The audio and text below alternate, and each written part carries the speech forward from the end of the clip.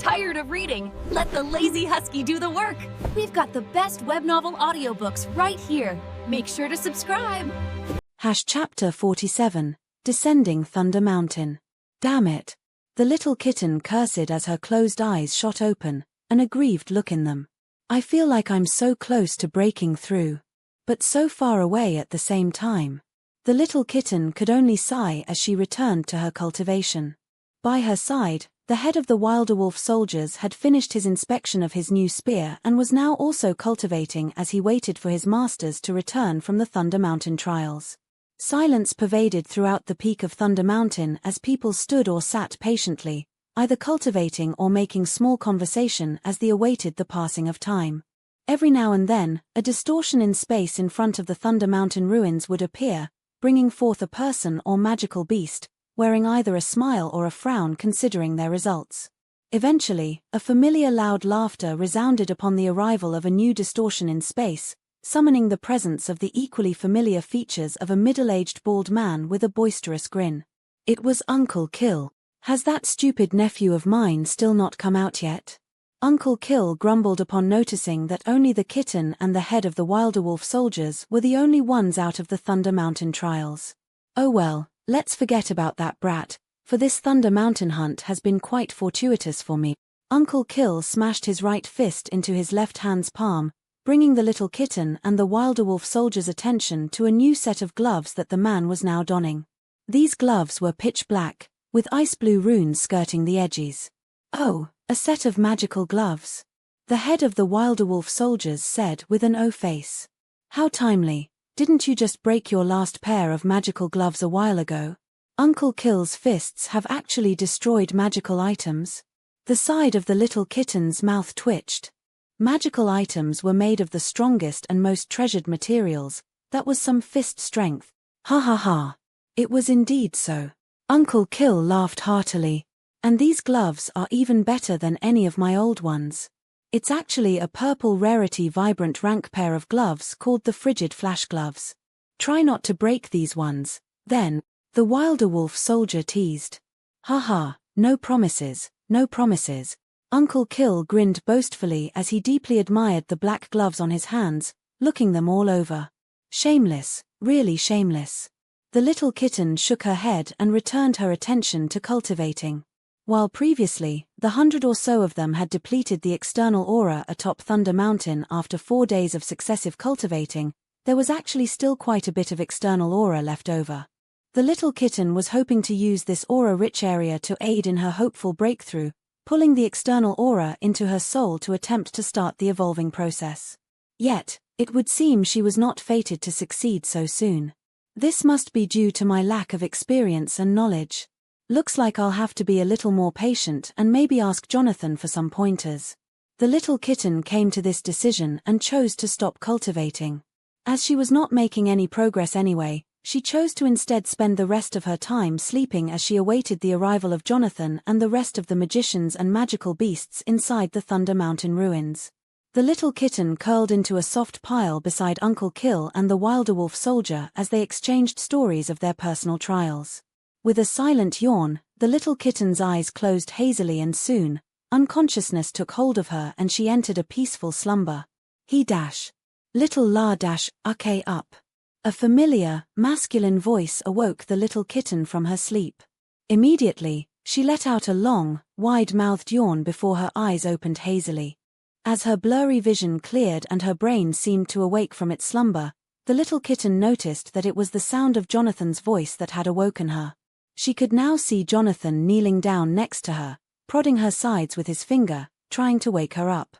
Upon noticing her yawning awake, Jonathan's mouth curled into a smile and he held back his prodding finger as he waited for her to properly wake up. Meow. The little kitten greeted with a purr as she lazily sat up from her sleeping posture and yawned once more before her feline mouth seemed to form into a wry expression. I'm still so tired. Lose like that trial tired me out a lot more than I ever imagined. I guess I did require the aid of the vitality potion 3 times. So tired. The little kitten's eyes were barely open and it felt as if her sleep seemed to only make her more tired than anything else. That trial must have put you through the ringer. Jonathan chuckled as he patted the little kitten's furry head. Meow. The little kitten nodded furiously as she grumbled in thought. That damned freak put me through hell. All that teleporting. I bet it didn't need to teleport half as much as it did. Jonathan simply chuckled at the kitten's enthusiasm and stood up from his kneeling position and faced a little ways off from the kitten's position. Turning her head to align with him, the kitten noticed that the number of people outside of the Thunder Mountain ruins had to be nearing the 100 or so people that made up their large group. The little kitten also noticed that the 4 other Wilderwolf soldiers who were still partaking in their trials were also here, meaning that all members of their party had completed their trials now. We're just as Jonathan was speaking, a distortion in space appeared before a female magician appeared, a deep smile on her face. Scratch that, I believe that was the final entry. The 2 sky magicians should be preparing themselves to take us down Thunder Mountain now. There we go. Uncle Kill pointed his jaw in a certain direction, pointing Jonathan and the little kitten's view to find the 2 sky magicians, Miststep and Hidden Blade walking leisurely up a hill where they came to a stop at its highest point. This gave them a good overview of the rest of the magicians and magical beasts and allowed most everyone to see them as well. Any chattering was quelled when they noticed the presence of these 2 as they knew they were about to talk. I want everyone prepared to set off down Thunder Mountain in 30 minutes. If I see anyone coveting anyone else's rewards and any fighting, me and Miststep will be forced to step in according to the laws of the Thunder Mountain hunt. Hidden Blade's stoic voice resounded in everyone's ears, a serious and dark glint could be seen in his eyes as he spoke the second sentence.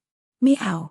The little kitten tilted her head at Jonathan who was stood at her side, who laughed at her cute actions before picking her up in his hands. These kind of laws are quite commonplace with events sponsored by the kingdoms. It's a law to help foster young magicians and protect them from falling before their prime. The kingdoms would really be kicking themselves in the foot if they allowed too much inner fighting. Jonathan casually explained as he stroked her fur. It was at this point that the little kitten remembered about the rewards from the Thunder Mountain trials and noticed that she had not noticed Jonathan's reward or inquired about it due to her tired state. Thinking of this, the little kitten began to look around Jonathan's body as much as she could, only to find nothing, eventually turning to look back at Jonathan's face as she mewed. Meow. Are you wondering what I won? Jonathan rose his eyebrows tauntingly with a chuckle. It's a secret, I'll show you later. The little kitten could only frown and turn her attention elsewhere. Meanwhile, around the 2, people were busy at work as they stored away any of their miscellaneous items, and in 30 minutes everyone was ready to descend Thunder Mountain. Chapter 48, Jonathan's Breakthrough. There you go. One of the Wilderwolf servants smiled as he finished pouring water into a small bowl. Beside the bowl, the little kitten meowed in thanks before lapping up the water, quenching her thirst. Meow. The little kitten licked her lips in delight. She had gotten tired from another full day of travel and fighting. At least they have now finally reached the bottom of Thunder Mountain and are just resting the night away before heading off to whatever destination is next, which is yet to be decided. The journey down Thunder Mountain had been quite uneventful. On the first day, they were able to pass the thunder-scaled half-dragons without issue once more and reached the 3rd cave where the Wilderwolf party was reunited with the 2 servants who had been left behind. And on the 2nd and 3rd day, everyone was able to travel down Thunder Mountain at a brisk pace, slaying any magical beast that dared to attack while also collecting a few herbs and other items that they found along the way. After recollecting on the events of the last few days, the kitten turned her attention to a tent a little ways from her position. It was Jonathan's tent. The kitten's eyes narrowed with suspicion. Ever since he's left the Thunder Mountain ruins, he's not let me into his tent. I've had to suffer through Uncle Kill's snoring the last 3 days. The little kitten felt like crying whenever she recalled those sleepless nights with Uncle Kill's snoring blaring loudly, destroying the kitten's hope of gaining any sleep. It would be all good if she could make any achievements with her cultivation, but that was going just as terribly as well. The little kitten could only sigh as she looked at the tent next to Jonathan's, which was Uncle Kill's tent. There's no point holding it off any longer. Let's try to get some sleep. If only there was room in the servant and soldier's tent. The little kitten sulked her way over to Uncle Kill's tent. Maybe I should just sleep outside. But what if a magical beast sneaks up on me? And it's so cold up here in the north at night. Before entering, she could already hear Uncle Kill's snoring. But holding back her tears, the little kitten found herself the furthest point from Uncle Kill and cuddled herself for warmth as she attempted to get to sleep. Despite her complaining, the little kitten was soon out like a light and a peaceful night passed uninhibited. Or would have until... Thwoom. A low hum could suddenly be heard, tickling the little kitten's ears and stirring her awake. Her eyes opened slowly and her head raised up to look for where this noise was coming from. What's happening? The little kitten's eyes opened wide when she saw that a deep, azure glow was blaring through the side of the tent. Next to her, the little kitten could see Uncle Kill sat up with a wry smile on his face. Is this what I think it is? Ah, he actually did it. A 16-year-old spirit-ranked magician. Uncle Kill shook his head in disbelief, but yet he couldn't get rid of the wide grin on his face. Our family has really been blessed this generation. It is what I thought. That light was Jonathan's soul going through its evolution. The little kitten's mouth gaped open before forming a wide grin as she rushed out of the tent, scampering into Jonathan's in a matter of seconds. Meow, meow. The little kitten yammered joyfully upon seeing Jonathan. Without speaking, she could only share her congratulations like this. Across from her, Jonathan's once closed eyes opened slowly. When the little kitten saw his irises, she could swear she could see an azure glow in them for a split second before returning to normal. But her attention was quickly grabbed by another peculiar sight. On Jonathan's lap, the little kitten could see a partially sheathed small sword-like object that he was holding loosely with his two hands. Both the handle of the small sword and its sheath were perfectly rectangular and wooden, holding a slight curve. The sheath and handle were also a brownish-red color with black patterns traveling its whole length. The sheath was parted from the small sword's guard by a few centimeters, showing a shining silver blade end that was clean and nimble, but sharp. When Jonathan saw the kitten's enthusiasm as it congratulated him on his breakthrough and then saw her staring in bewilderment at the blade in his hand, he couldn't hold back the prideful grin that formed on his face as he rose the small sword in front of himself, unsheathing it and showing the kitten a closer look. This was my reward from the Thunder Mountain trials. The Spirit Blade. Jonathan spoke, a delighted tone to his voice. Not only is this a gold rarity vibrant item, it is also a blade that holds a strong affinity to spirit-ranked magicians. Any magician at the Inner Haven rank like I was when cultivating with this item will find it easier to cultivate to the spirit rank, acting almost like a guide. The item's use doesn't end there though, as it is also a weapon that excels when used by a spirit rank magician. But all of this is much too complicated for you right now. All you need to know is that your big brother Jonathan is now at the spirit rank. The little kitten's eyes opened wide in shock. Who are you calling big brother? I'm your big. Small physically but mentally big sister. Jonathan rolled his eyes, as if he understood the reason behind the shocked and aggrieved look the kitten was displaying. Well done, nephew. Uncle Kill's voice alerted the two to his presence as he joined the two in the tent a second later, a sigh accompanying him. You may not have broken the record for youngest spirit rank magician throughout Heavenly Claw World since time immemorial, but you are the youngest in at least a millennia, ever since we have been cut off from the rest of the universe. Meow. The little kitten's eyes lit up at this new information, especially that Jonathan was the youngest magician to reach spirit rank in a millennia. Jonathan's that amazing? Hehe, are you doubting Big Brother's abilities? Jonathan held a boastful smirk as he pointed to himself with his thumb. Yeah. You're amazing and all that useless jazz. What's more important is that you'll be in danger now, Uncle Kill said with a frown. Ha! Most likely. Our enemies already wanted me dead already, if they find out about my breakthrough. Jonathan sighed in frustration. Meow. The little kitten put her paw in Jonathan's knee and tilted her head, in a questioning gesture. Well, our family's one of the two backbones of a kingdom as the left hand of the king and queen. We're bound to have many enemies, from outside and inside the kingdom. Jonathan explained, a helpless look painting his features. Let's keep mum about this as long as we can. Obviously people will find out eventually, you can't hold back on revealing your true strength for too long, but until we complete your year of adventuring at least, Let us try not to stir up any trouble. Uncle Kill spoke seriously, much different to his usual, somewhat childish personality. Yes. When we return in a few months, Father will probably have me going through lessons to learn how to become the next head of the family, which will also serve to keep me grounded in Falcon City for a while. That'll be the safest place for me. Especially with Aunt there, Jonathan said. Actually, it's only your father in Falcon City right now. Uncle Kill's words shocked Jonathan. Why? Has something happened?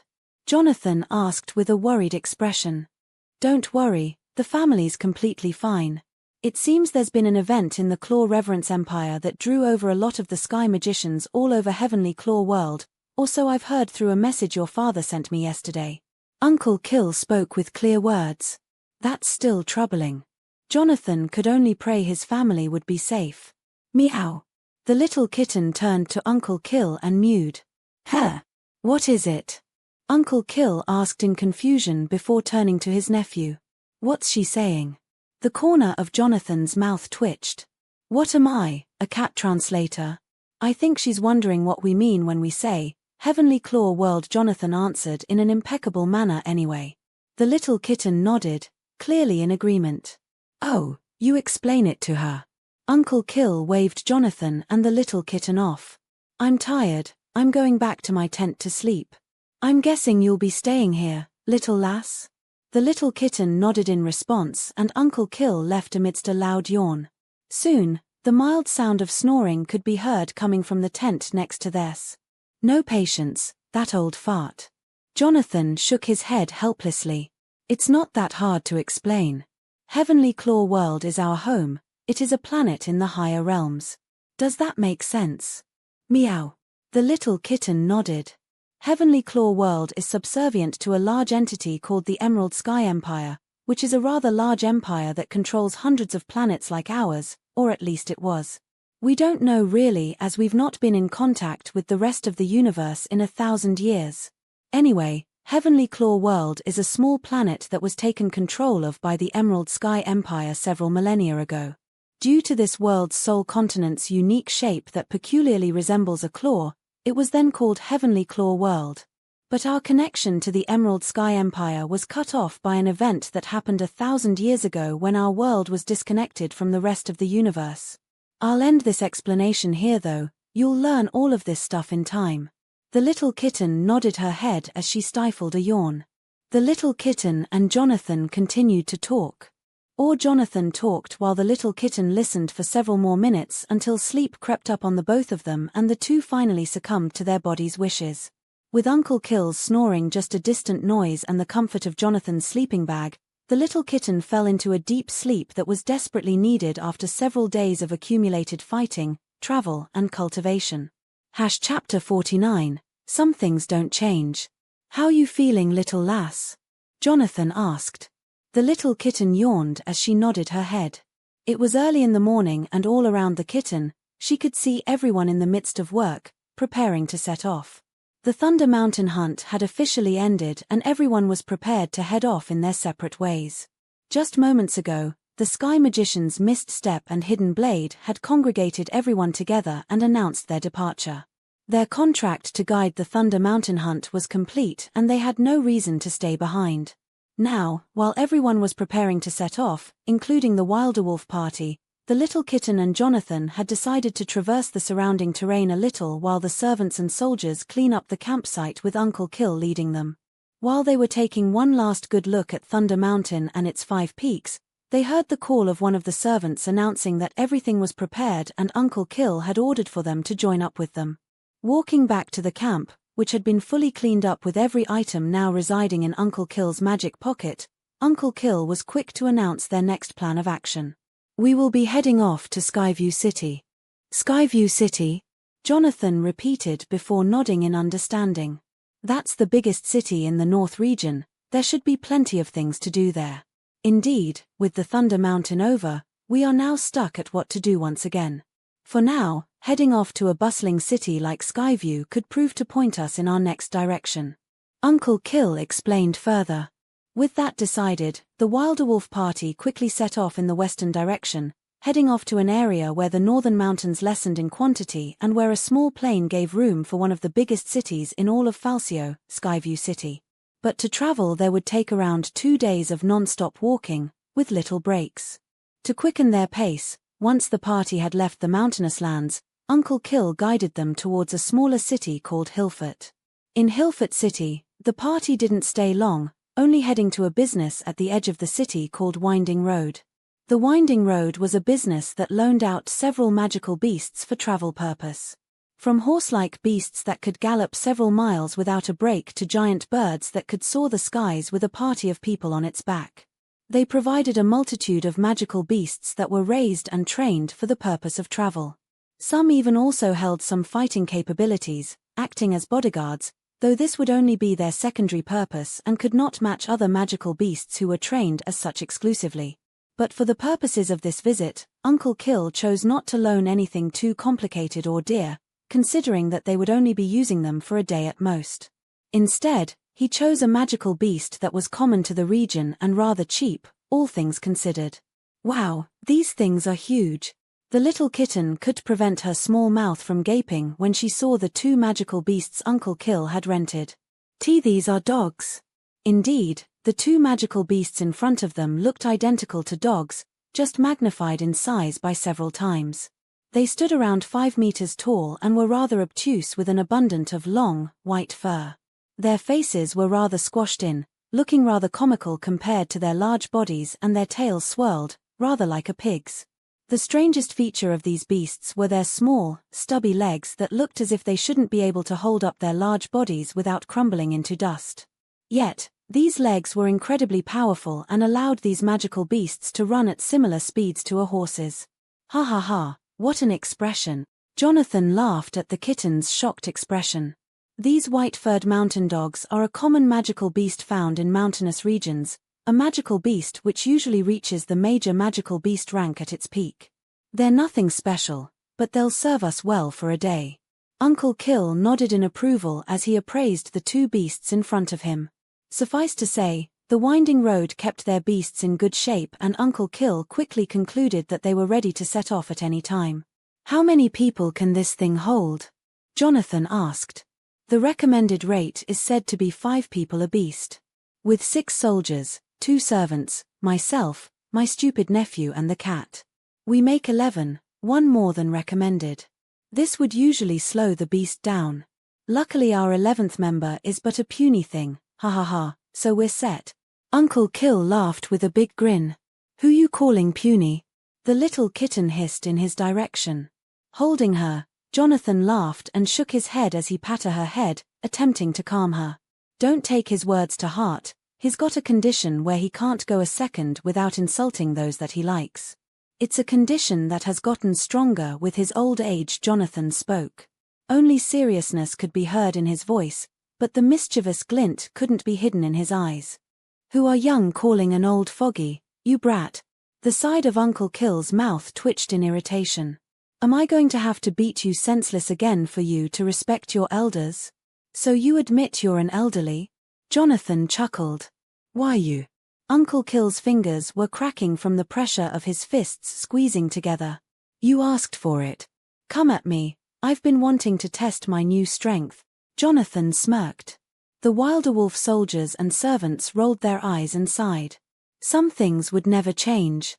With a sigh of her own, the little kitten leapt out of Jonathan's hands and walked over to the soldiers and servants' side as she watched Jonathan and Uncle Kill exchange several blows with their powerful fists. Didn't we come to a stop here to quicken our pace to Skyview City? The little kitten could only shake her head. These 2 foolish uncle and nephew were really a headache for everyone around them. Yet, the kitten couldn't hold back the mirth-filled glint forming in her bright feline eyes as she watched the 2 separate from another exchange of blows, one's palms crackling with lightning and another's equipped with a pair of black gloves covered in ice-blue runes. Oh well, it's good when some things don't change. Chapter 50, Entering Skyview City. Unfortunately for Jonathan, he was promptly defeated once more. In fact, Jonathan seemed to perform even worse than last time despite having broke through to the spirit rank. This made sense though, as it had yet to be even a day since his breakthrough took place and he had not had enough time to fully adjust himself to his new state. Amidst Uncle Kill's torturous bragging, everyone worked their way onto either of the two white-furred mountain dogs and set off.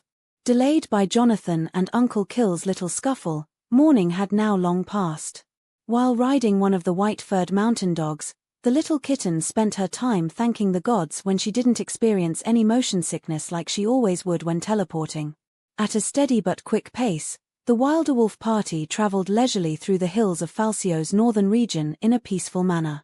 To her right, the little kitten could see an endless landscape of mountains and to her left, grassy and rocky hills with a few forests darting the horizon. Every hour or so, the little kitten would also notice small towns and cities every now and then with rocky houses and farmland. Finally, after the sun had long set and a crescent moon had risen amongst grey clouds, the little kitten's eyes saw their first glimpse of a large, sprawling city off in the far horizon. "It's quite different to Evergale City, isn't it?" Jonathan spoke up as he stroked her soft, silver fur. The little kitten looked on dazed for a few seconds before nodding. The city before them, Skyview City, was situated upon a massive hill. Buildings of various sizes and shapes flowed up its curvature, colored in earthly colors. The city was definitely as big, if not bigger than Falsio's biggest city in the eastern regions, Evergale City. At the tip of the city's large hill, a large tower stood, pointing towards the sky, looking majestic and breathtaking. At the city's rim was a long wall that seemed to be made out of stone, quite the contrast to the metallic walls of Evergale. Meanwhile, further outside of the city's stone walls were long stretches of farmland, covering as far as the eye can see all around Skyview City. It wasn't long till they were in the midst of those farmlands and yet they were still a good few miles from the city yet. As the little kitten and the rest got closer and closer to the city, they passed several fields which grew a variety of goods that the little kitten couldn't name. They looked both similar to some of the food she had seen in her old world while also looking bizarrely different at the same time. Such as trees that grew an apple-like fruit, except it was yellow with pink spots, or she saw a farm that herded an animal that looked alike to a cow, but was of a bronze color and had a fiery red manner upon its head and down its obtuse back. "It's been a while since I've been here." Jonathan smiled. "I remember the academy took us on a tour of these farms when I was really young. I also remember seeing the caves of the mother." The little kitten turned to face Jonathan, who was sat just behind her and tilted her head in his direction. "What are the caves of the mother?" "Ah, the Caves of the Mother is the most famous landscape of Skyview City." Jonathan quickly understood the kitten's inquiry. "I've always found it rather funny how the biggest feature of a place called Skyview City is located underground." "Weird that," Uncle Kill interrupted, chuckling. As Uncle hinted at, the Caves of the Mother are a series of tunnels beneath Skyview City that has a long stretch of ancient text that act much like an echo stone, showing its viewers mystical visions that has yet to be fully understood, even by the most powerful of magicians. The place is most useful for magicians who prioritize the earth element.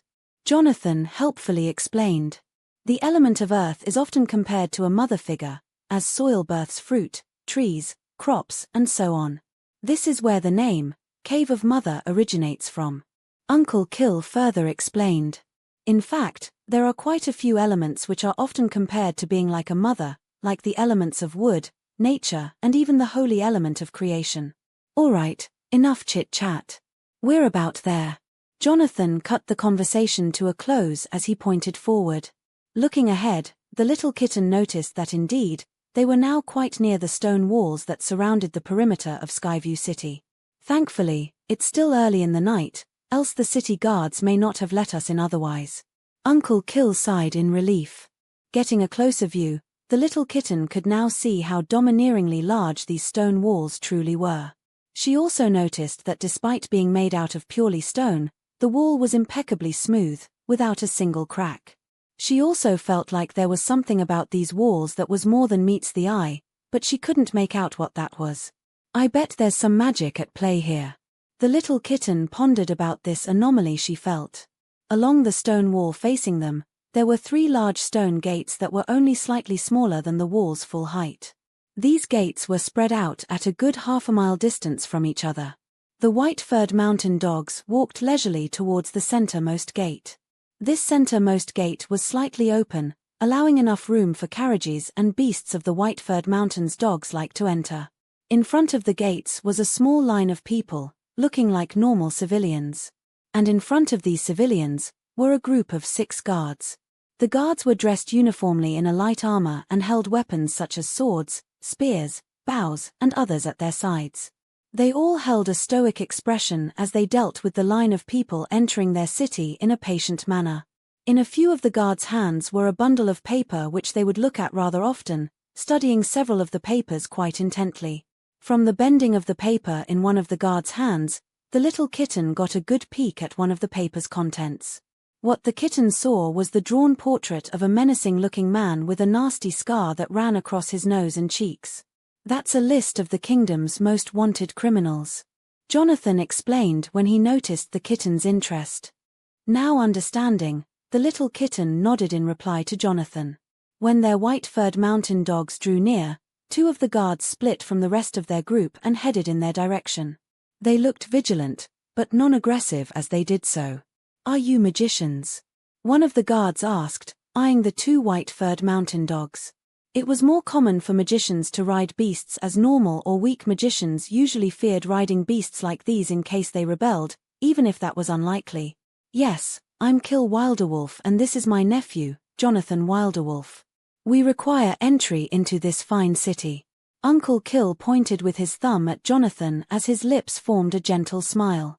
It was best to act on your best behavior when dealing with these kinds of conversations, lest you draw unnecessary trouble. "Oh, the Wilderwolf family."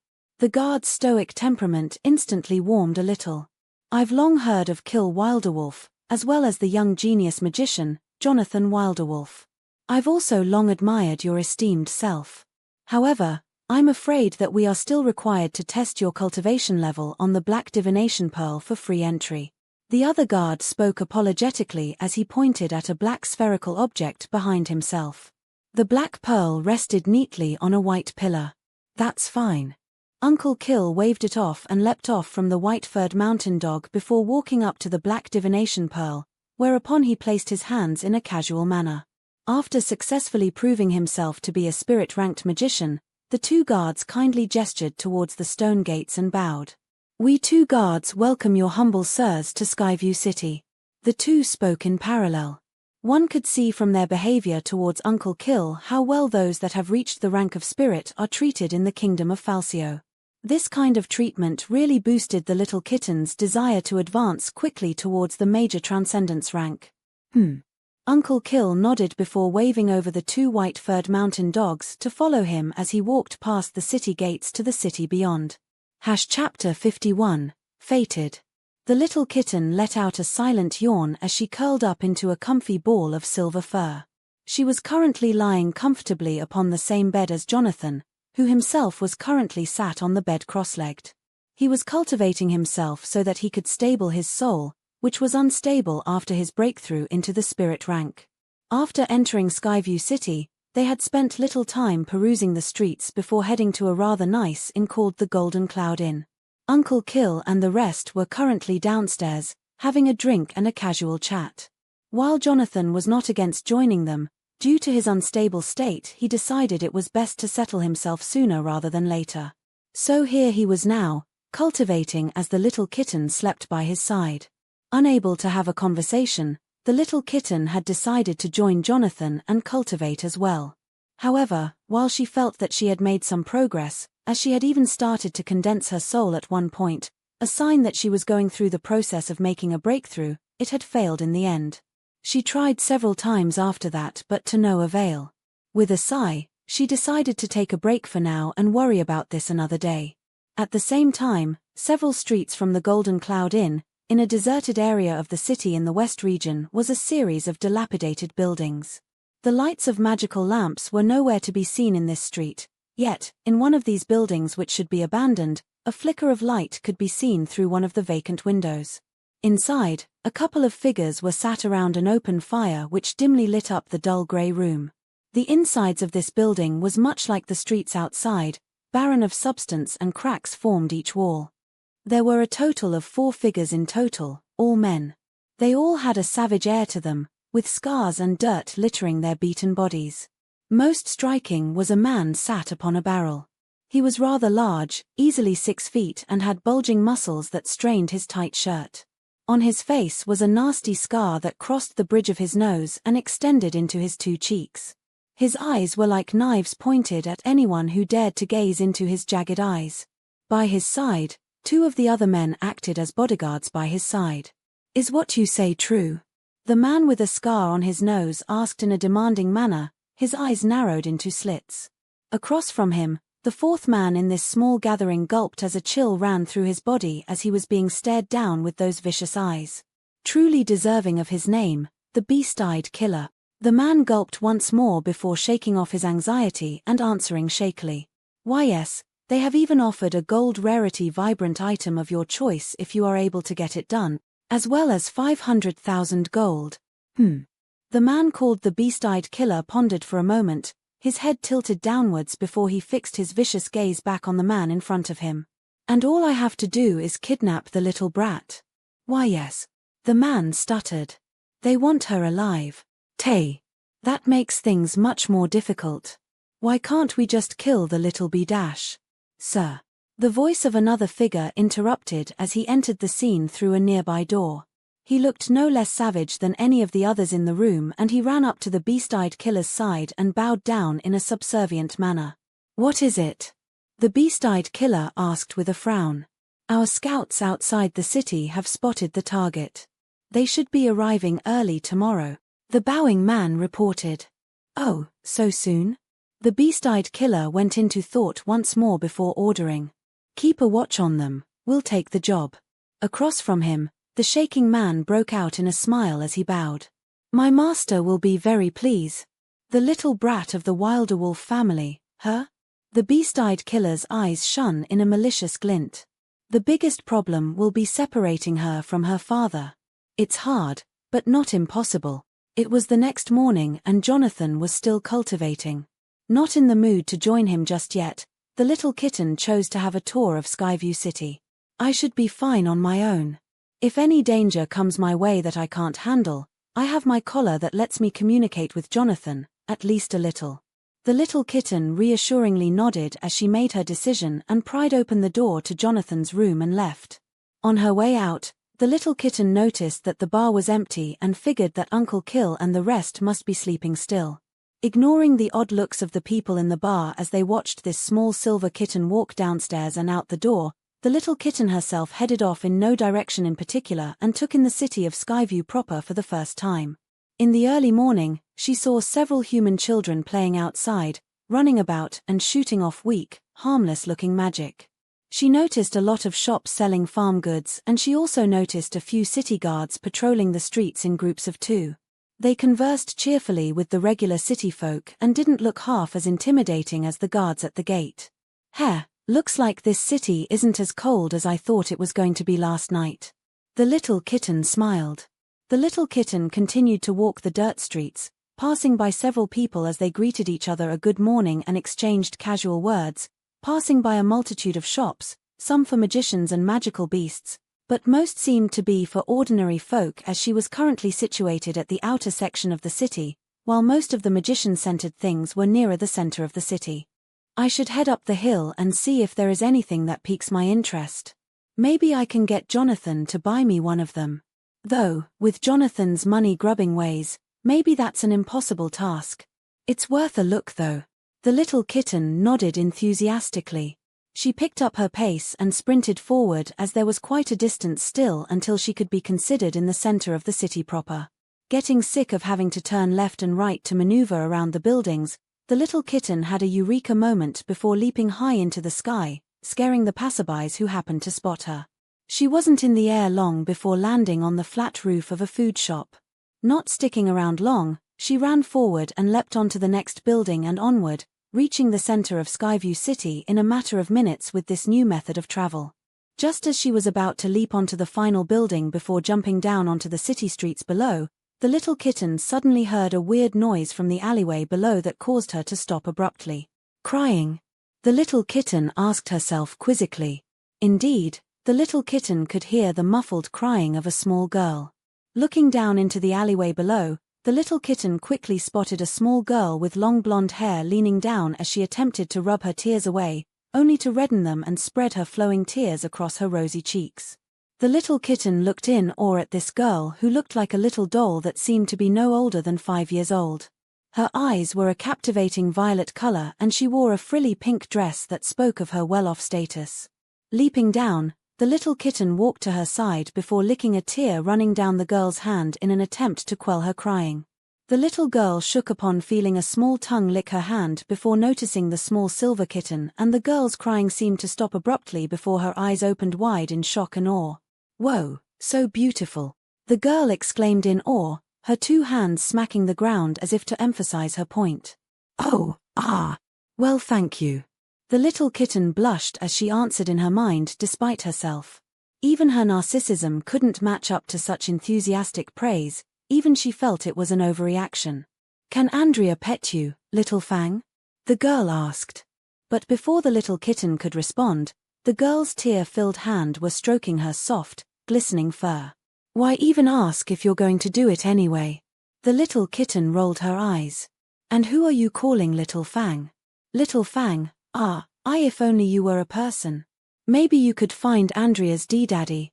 The girl was suddenly on the brink of tears once again. But Andrea's way too scared to ask her a stranger. Mummy said that would be bad, and Andrea listens to Mummy most. Flustered, the little kitten didn't know what to do with the crying girl in front of her and could only lick the hand stroking her, as if to lick her wounds. The girl smiled a little helplessly and tried to hold off her tears once more. "Thank you, Andrea loves Little Fang lots." The girl giggled. "Haha, I can't believe we got so lucky," a shadowed figure whispered, his lips forming into a malicious grin. "Yeah, to think our target, Alexandria Wilderwolf, would get lost, separating herself from her father on her own accord. It really makes our job easier." A second figure was also grinning, licking his lips and looking down at the scene of the little girl with the little kitten with glistening eyes. "Should we call for backup?" the first figure asked as he turned to face the other figure. "What?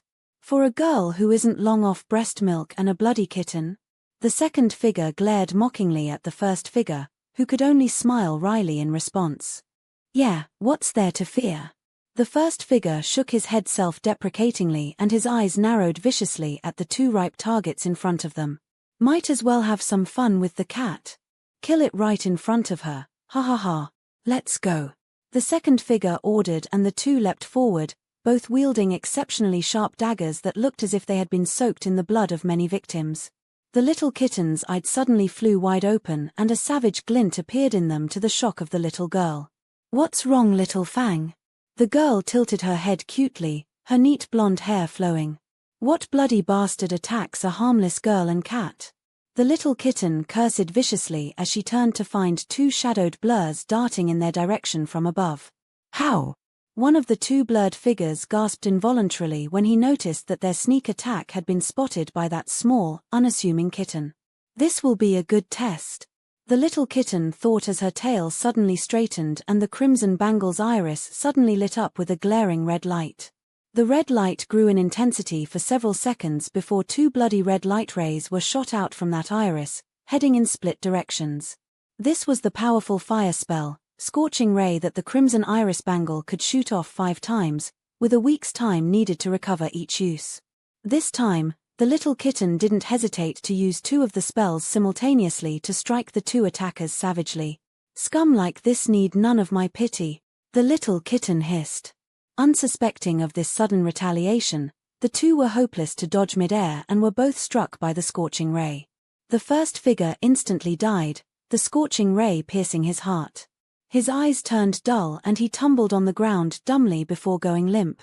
The second figure actually managed to twist his body so that the Scorching Ray only struck his chest and shoulder area, getting off comparatively easier than his companion. Yet, there was still a blazing hole in his chest, just avoiding his heart enough to keep him living a little longer. The living attacker growled in pain and his eyes darkened maliciously. Without hesitation, before he followed his companion in tumbling on the ground in pain and to his eventual death, he threw his dagger with his only working arm. In his final moments, a malicious grin could be seen on his paling face. The little kitten could only look on dumbly as that dagger passed her in an instant. Crap, it's been quickened with wind elemental magic. The little kitten exclaimed in despair as she turned to face behind her, where the little girl was. Everything seemed to slow down, but no matter how fast she acted, there was no way she would be fast enough to stop this dagger in its path at this point. Yet shockingly, she found she did not need to do anything when the small girl suddenly shot her two little arms forward. She had long been casting some sort of chant when she saw that dagger heading in her direction. When her chant came to an end, the blonde-haired girl thrust her hands upwards. Aligned with her movement, a powerful gust of wind swept that dagger heading towards her and flew it off course, curving upwards and to the left where it collided with the building, piercing straight into it, cracks forming in the stone wall of the building in its wake. Ah, ha ha ha. Andrea and Little Fang kicked the bad guy's bums, yay. The girl cheered enthusiastically as she clapped her little hands. Suddenly, the girl's cheering came to an abrupt stop and her eyes suddenly reddened as she began sniffing uncontrollably. But Andrea was also so scared. The little kitten could only stare dumbly at the shocking series of events. From the young girl using magic so expertly to her shockingly quick change in moods, everything was taxing her little brain. I wonder what those two thugs would be more shocked by. A little kitten that knows magic or a little rich girl that knows magic? The little kitten could only shake her head and sigh in awe. Oh well, all's well that ends well. That was seriously close. I can't believe I let such a glaring mistake happen. I should have protected her better. Wait, why should I spend so much effort in protecting her? Well, I mean, I shouldn't just leave her to die. But why do I feel such a strong attraction to this girl? Ha! I feel like I'll be dragged into something troublesome if I stick around this girl.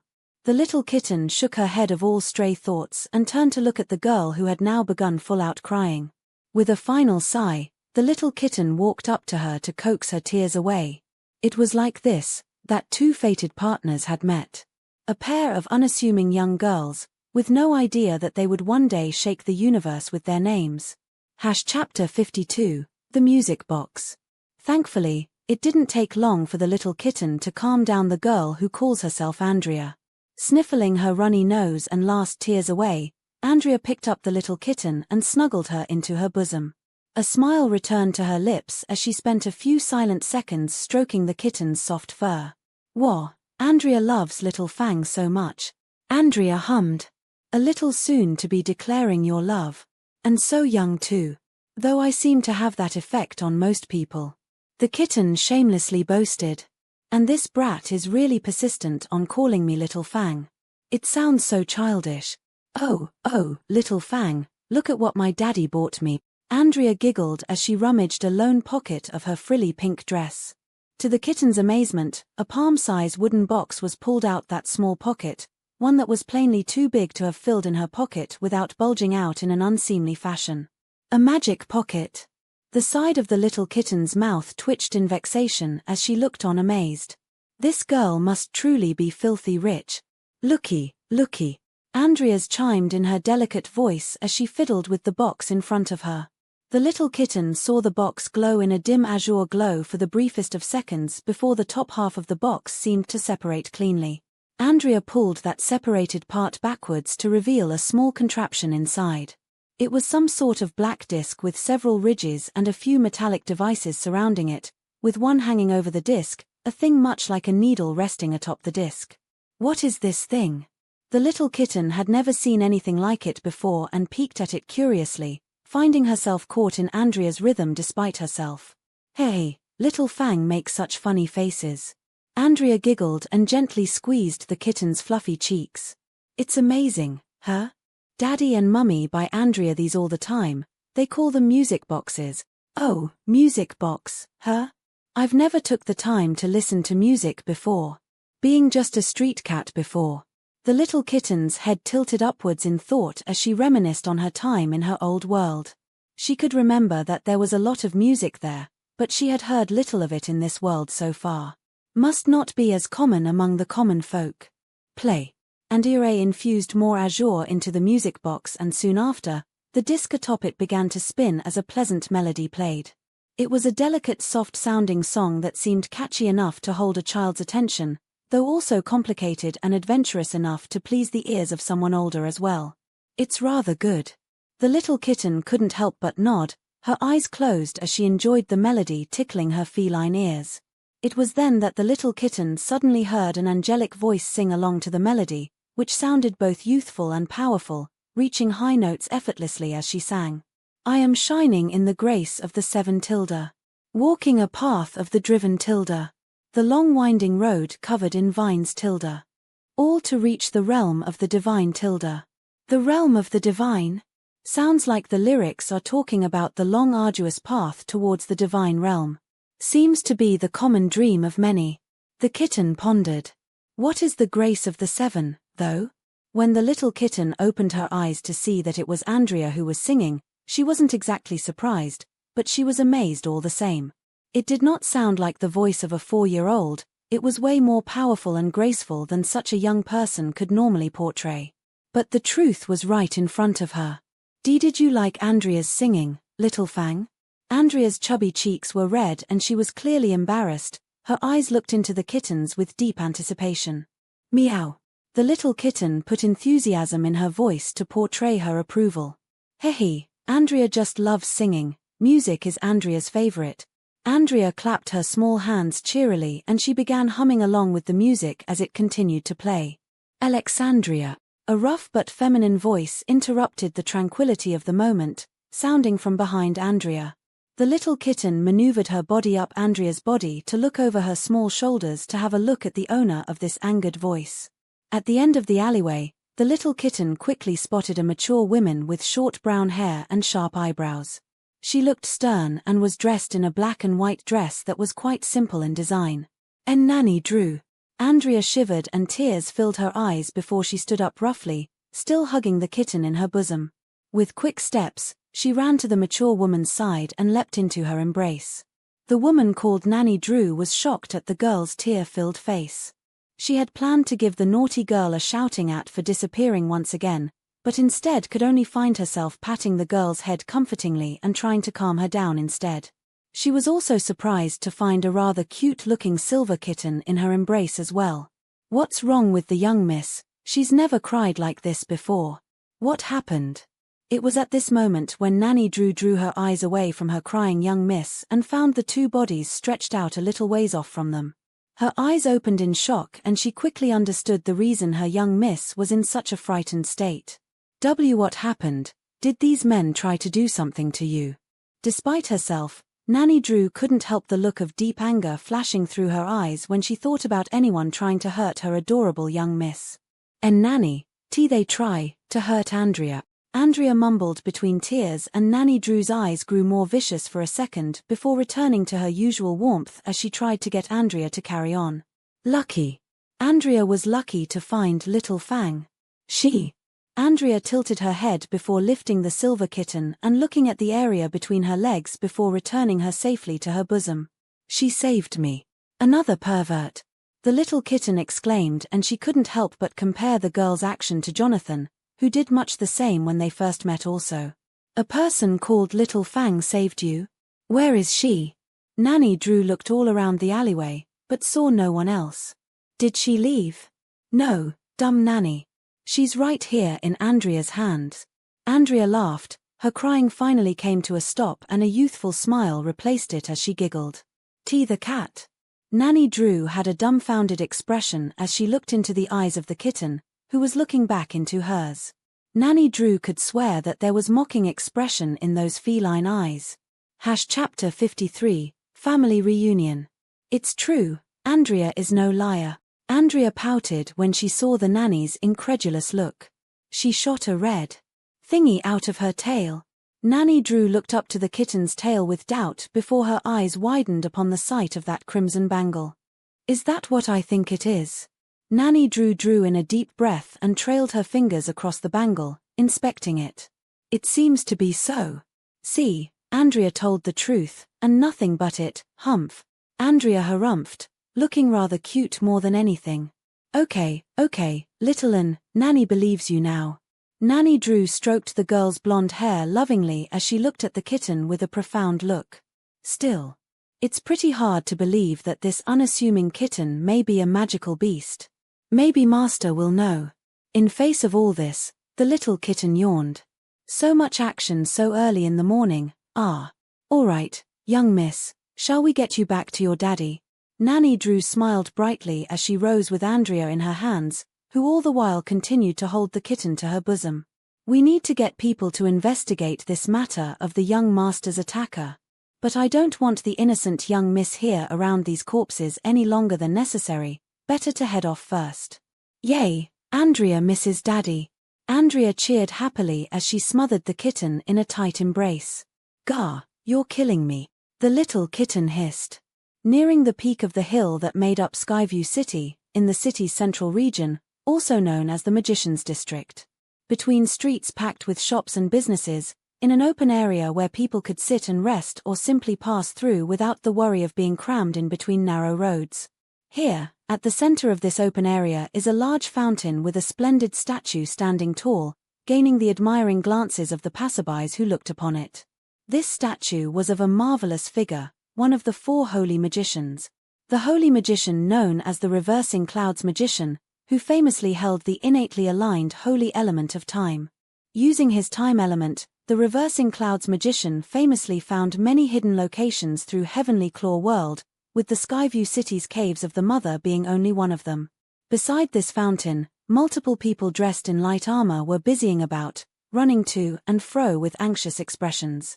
At the center of them all, a black-haired middle-aged man seemed to be the leader of this group of soldiers.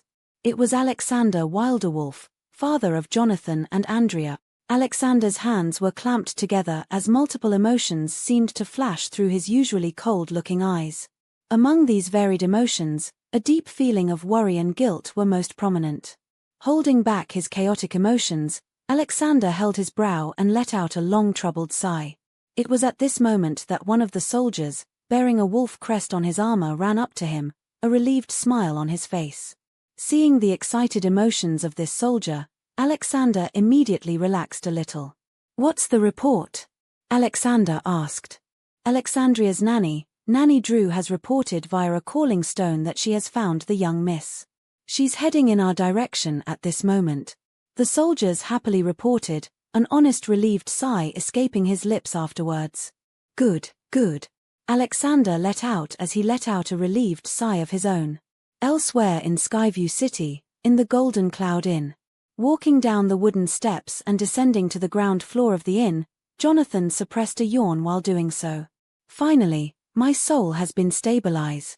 Jonathan couldn't help the smile forming on his lips. He had finally stabilized his soul after a full night's worth of meditation. He was finally back in action. He couldn't wait for his next spar with his uncle. However, this achievement had caused him to lose sleep. It was lucky then that being a magician of the spirit rank that he could stay awake for a full week without issue. His yawning was just a natural instinct built up over long years of having to sleep every night. Reaching the ground floor, Jonathan was welcomed by 3 of the Wilderwolf soldiers sitting at one of the tables, all enjoying a morning meal. "Good morning, young master." The 3 smiled as they greeted him. "Good morning. Has Uncle left already?" Jonathan asked. "And the kitten for that matter too." Master Kill has left to do some business, but I don't know anything about our cute companion." One of the soldiers shook his head apologetically before looking at the other 2 for confirmation. "I've not seen her either." The second and third soldier shook their heads helplessly as well. "Oh well, I'm sure she's due." It was at this moment he suddenly felt a strange sensation invade his mind, sounding like a mumbled voice. It sounded frantic and the faint sound of bells could also be heard. "It's the little lass collar, the calling bell." Seeing the change in their master's expression, the 3 soldiers turned vigilant as one of them asked. "What's happened, young master?" "Follow me," Jonathan ordered before bolting through the indoors and into the greater city beyond. With hands on the grip of their swords, the 3 soldiers leapt after him, not daring to lose step. In a matter of 15 minutes, Jonathan and the 3 soldiers had reached the location where the calling bell was activated. They found themselves in an open area with a fountain at its center, a beautiful statue in the middle of it of a historical figure familiar to most people, the reversing clouds magician. Beside the fountain, a group of soldiers had congregated and Jonathan and the 3 soldiers were shocked, recognizing instantly their armor as the Wilderwolf family's personal soldier's uniform. Jonathan ran in between these soldiers, who reacted with shock at his appearance, but Jonathan ignored this as he reached the center of this gathering, where he shockingly found 3 familiar figures. His father, sister, and the little kitten. Alexander was currently shielding his eyes with the palm of his hands as he shook his head, looking rather helpless as he looked upon the scene of his daughter trying to contain the kitten in her hands as it attempted to flee with all her strength. Meow. The little kitten cried out. I'm not leaving with you. Where is that damn Jonathan? Hurry up already or this poor kitten will be catnap. Stop it, little Fang. Don't you want to live with Andrea? Andrea seemed on the verge of tears as she finally let go of the silver kitten in her hands. Tears running down her chubby cheeks. Andrea hugged her knees and cried pitifully. Alexander was about to comfort her when he saw the kitten who looked to be about to run off suddenly stop. Hearing the crying behind her, the little kitten felt guilt wash over her when faced with Andrea's sudden breakdown. Unable to hold herself back, the little kitten ran back up to her side and began to lick the young girl's hands to comfort the crying girl. It was at this time, the soldiers around them suddenly got noisy as they all spoke out harmoniously with the same words. Your loyal servants greet the young master. Alexander's helpless expression suddenly stilled and as he looked up, he was shocked to find his oldest son standing across from him, who also seemed to have a look of shock on his face as well. Andrea's ears perked up as well before she also looked up to find the familiar countenance in front of her. Instantly, her tear-filled face lit up into extreme excitement as she leapt to her feet hastily and ran into her beloved brother's arms, tears flowing down her eyes, this time of sheer happiness. Big brother. Andrea cried in Jonathan's arms, who petted her blonde hair lovingly as his shocked face warmed into a large smile. Andrea has missed brother so much. It truly is a wondrous coincidence, fate seems to truly pull the 2 of you together. Jonathan's eyes looked between his sister that was crying in his hands and the little kitten, who seemed to be frozen on the ground as she looked on with her mouth agape. His lips formed a wry smile as a small chuckle escaped them at the sight. She's Jonathan's little sister? The little kitten exclaimed, her eyes bulging. No wonder she's so magically adept, this family's a bunch of freaks. Chapter 54, Communication. What did you say? Jonathan's eyes turned dark as his eyebrows furrowed. Some thugs dared to attack my little sister? Yes, we have our people currently investigating the identity of these people. We'll have to wait and see what clues we get. Alexander replied bitterly. The hands on his knees were shaking as he clenched them in his anger. Currently, Jonathan and Alexander were in the Golden Cloud Inn, having chose the location to have their discussion on the happenings that lead up to his little sister's happenstance meeting with the little kitten. Sat at the table, Jonathan and his father sat across from one another while at their side, Andrea sat happily with the kitten in her hands, swaying her head back and forth cheerily as the kitten looked on with a dull expression. Her feet danced back and forth as well, hovering a little ways off from the inn's floor. So it just happened that my new companion saved my little sister in her desperate moment, fancy that. Jonathan smirked as he eyed the kitten who was being forcibly rocked back and forth along with his sister's movement. The little kittid just rolled her feline eyes at him. Indeed. So how did you come across such a peculiar magical beast? Alexander asked as he also took a look at the rather normal-looking kitten in Andrea's hands. Except from her luxurious silver fur, she looked just like any cat you would find in a family's home as a cute pet. We found her in Red Winter Forest more than a month ago. We realized she was a peculiar thing as well, and I thought she might make a good companion to Andrea when she headed off to Raven Academy in 2 years.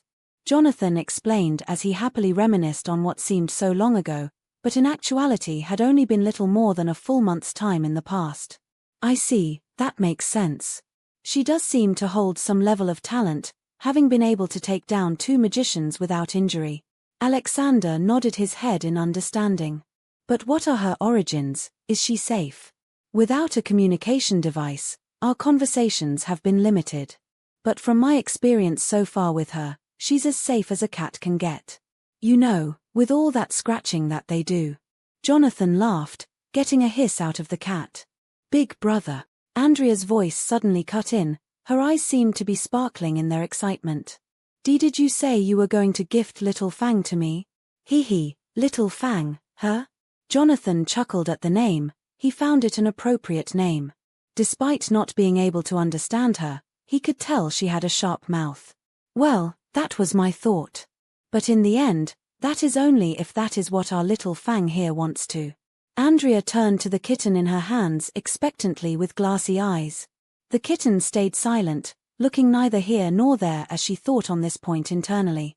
I guess it's about time I really gave this some much-needed thought. For now, we should get the kitten a communicator so we can have a proper discussion. Alexander said with a smile. Oh, will they have one here? Jonathan was surprised. Magical items that allowed magical beasts to converse through it were rather rare. While communicators are rare, in the end they are only classed as violet rarity dull magical items. We should be able to pick one up here. Alexander responded nonchalantly. Then let's do that. Jonathan was about to stand up when his father gestured for him to stay put, instead signaling a nearby soldier over to their side. On behalf of the Wilderwolf family, find a magical beast communicator and return here as soon as possible. I hear that there is a rather large howling paragon shop somewhere around here, try there first. Alexander rattled off his order with a sternness often seen in leaders. Right away, sir, the soldier replied confidently, gathering a few other free soldiers that Wilderwolf soldier had around the inn and set off to complete his mission with no fuss. Now then, let's talk more about how my eldest son is doing. Alexander returned his attention to Jonathan, a smile on his usually cold face. I would have thought you and your uncle would be somewhere outside of Falsio this far into your year of adventuring. Yeah, we spent the first half of the year touring Falsio's 12 allied kingdoms and even stepped into the Winding Dragon Empire for a while. Jonathan reminisced. Uncle thought that we should spend 2 months or so back in Falsio, saying that while gaining outside experience would be important for me, exploring Falsio was also important, being that I was destined to be an important figure here. Now that I think about it, it's already been around 2 months since we've been in Falsio. We'll probably be heading out soon in that case. If that's so, being that you're currently situated in the north, the only direction would be some of our northern allied kingdoms. Beyond them, to the furthest north is the Northfang Empire and to our northeast is the Claw Reverence Empire as well. Alexander spoke his thoughts aloud. Being our fragile relationship with the Northfang Empire, I'm going to assume your uncle will lead you northeast towards the Claw Reverence Empire. That sound plausible. Jonathan agreed. Suddenly, Alexander's face turned serious as he said, Son, if you do end up going to the Claw Reverence Empire, you need to be on guard and be careful. Oh, why's that? Jonathan asked before a sudden realization hit him. Does this have something to do with the event that Mum, Aunt, and Grandad are investigating? I remember Uncle Kill mentioning something like this not too long ago. Yes. Just be careful. This is something that has drawn the attention of magicians at the Sky Realm. You can imagine the dangers to someone at your level. Alexander warned seriously. Jonathan had already told his father that he had reached the spirit rank, but despite that, in the eyes of a sky magician, anyone in the Earth Realm were like ants to their titanic feet. Whoa, is Mummy in danger? Andrea exclaimed with reddened eyes as she was also only learning of this information at this moment as well. Ah, don't worry, little un. Alexander was flustered as he began to pet his daughter lovingly. Mummy's going to be perfectly fine. She's got your awesome aunt by her side, an emperor magician, and your mummy's pretty awesome too. Andrea held back her incoming tears and nodded. The little kitten stretched her neck and licked the girl's cheek, who smiled happily in return, her spirits lifted. Casual conversation between the Wilderwolf family continued for about a half an hour before the doors to the Golden Cloud Inn opened with the return of the Wilderwolf soldiers. The ones who were sent out to retrieve the magical beast communicator. With an accomplished smile, the soldier in front walked up to Alexander's side, delicately holding a long wooden box of a violet color. On its top was the symbol of the Howling Paragon. We were in luck, the Howling Paragon just happened to have one left. The soldier happily reported, extending the box forward, allowing Alexander to take the box off his hands. His job done, he joined the other soldiers at a nearby table, giving their employers their personal space. Is it really? The little kitten's eyes glittered in anticipation and her eyes were glued to that violet box. Will I finally be able to talk? So Andrea can talk to little Fang, now? Andrea's eyes also lit up in excitement. So we'll finally be able to talk to each other now. Jonathan was also rather excited, his one-way conversations were finally over. Meow. The little kitten cheerily mewed her agreement. Little Anne, be a dear and place the cat on the table please. Alexander flashed her a warm smile and she quickly assented. Her excitement about the communicator winning over her possessiveness to hold the soft ball of fur. But little Fang's so comfy in Andrea's arms. Andrea can only be strong, like the big girl Andresa is. Opening the box, Alexander delicately pulled out what turned out to be a pristine white collar. The collar had intricate cyan runes all throughout it and at its front region, a ruby-colored stone shone beautifully. On the table, the little kitten walked up to Andrea and Jonathan's father with expectant eyes. Alexander didn't waste time, leaning forwards and detaching the collar she was currently wearing, not forgetting the calling bell as well, which he attached to the new collar. Then with nimble hands, the new white collar was attached around the kitten neck. There we go. Now all you have to do is activate that red stone, which is the actual magical beast communicator, whenever you wish to speak. Alexander leaned back with a smile. Now, all eyes were on the kitten and for the first time, she felt she was at a loss for words. In the end, she could only mumble out a hi. When a young, delicate and rather beautiful voice entered his ears, sounding similar to the voice he often hears when she is chanting her spells, Jonathan couldn't help the smile forming his lips. That's the longest time I've waited for someone to return a greeting. Jonathan laughed aloud, exceptionally pleased to finally hear the little kitten's voice. Little Fang talked. She talked. Andrea clapped her hands excitedly. Looks like everything's in order. Alexander was more concerned about how well the device was working and found it to be working satisfactory. Ha! Ha ha! Ha ha ha! I can finally talk, now there's nothing holding this cat back. The little kitten held her chin high. Her biggest weakness had been conquered. Though some would argue her biggest weakness would be her unbounded arrogance. Chapter 55, her name is Lexa. Ah, little Fang really talked. Andrea cheered happily. Yep. The little kitten excitedly nodded before clenching her teeth and spitting.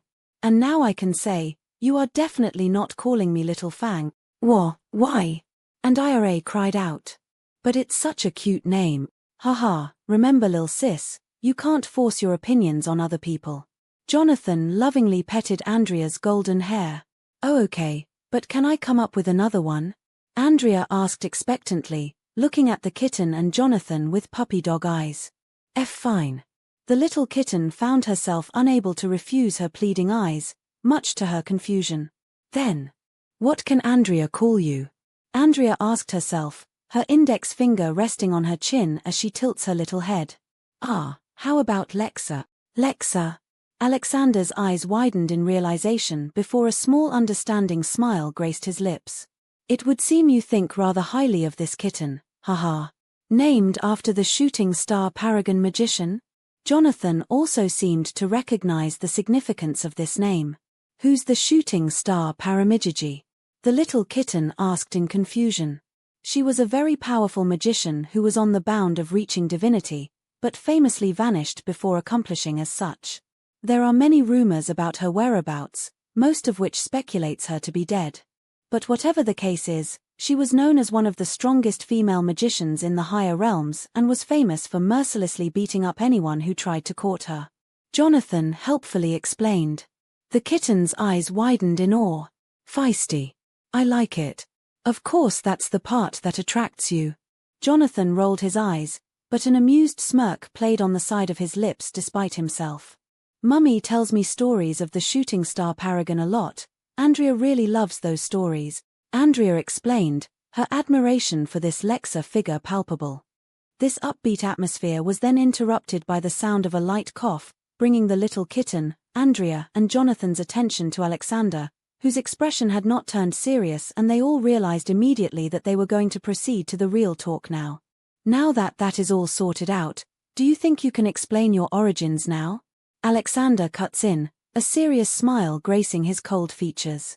I'm sorry if I seem too straightforward, but if a person is to be intimate with my family, I would like to know as much about them as possible. The little kitten, now embracing the name of Lexa, gulped when she is faced with the suddenly serious and cold atmosphere. What a frightening pupper. Lexa is silent for several moments, her greenish-red eyes looking into Alexander's, a pondering expression in them. How truthful should she be? How much can she trust them? All of these thoughts and more were swirling in her little head. Haha, what am I doing? Here I was all happy to be named after a famously feisty woman, but now I'm thinking of being dishonest to the only people who have shown me warmth in this small life. Lexa took a long look at Andrea in particular as her mind worked. Looking into those excited and expectant violet eyes of hers that held abundant innocence, she could only let out a helpless sigh. I guess I have already chosen my path. Lexa's clouded eyes turned confident and she looked back into Alexander's eyes as she spoke. I am willing to tell you all I know. Alexander only nodded. He already felt himself trusting those honest eyes of the kitten in front of him and felt she would only tell the truth. Jonathan, who already held a strong trust in this month-long companion, simply smiled. Andrea just looked on admiringly. She was still enraptured by the fact that the kitten in front of her could talk. Lexa ignored their various expressions and began to work out how she could explain everything. She felt it was her Herculean task. Instead of worrying about if she could trust them, she was now wondering if they would even be able to believe her, considering how bizarre and unbelievable her origins had turned out to be. And in the end, they were only the speculations of an unreal, obnoxious, annoying, idiotic, artificial being. Wiping off any wandering thoughts, Lexa finally began. I guess I should first explain that I'm probably not originally from this world. Lexa started off hesitantly. Alexander's eyes widened before they narrowed in contemplation. You mean you came from outside Heavenly Claw world or… Whoa, Lexa's an alien? Andrea exclaimed, eyes lit up in awe, her words causing a chuckle to escape Jonathan's lips while causing the little kitten to just roll her eyes helplessly. Lexa sighed and shook off that comment before replying to the first. My first memories are of living in a world that I now know as being in the lower realms. I lived a peaceful life, without magic, living as a simple street cat. Oh, there is no aura in the lower realms indeed, so I guess you couldn't practice magic or such. Jonathan nodded in understanding, his mind connecting the dots in his head. How did you come to leave the lower realms and land in our small world then? Alexander asked, confused. Well, the last memory I have of my old world is dying, being ran over by an advanced carriage-like object, I guess you could call it. I then arrived here, right next to Red Winter Forest. It was on the same day that I came to this world that I came across Jonathan. Lexa explained. When I saved you from a hell monkey, Jonathan smiled as he reminisced. So you had only newly arrived in our world when I first met you. That explains a lot. Like how a magical beast could be so inept in her understanding of magic. So you don't know how you got here? Alexander brought the conversation back on track. Well, not exactly.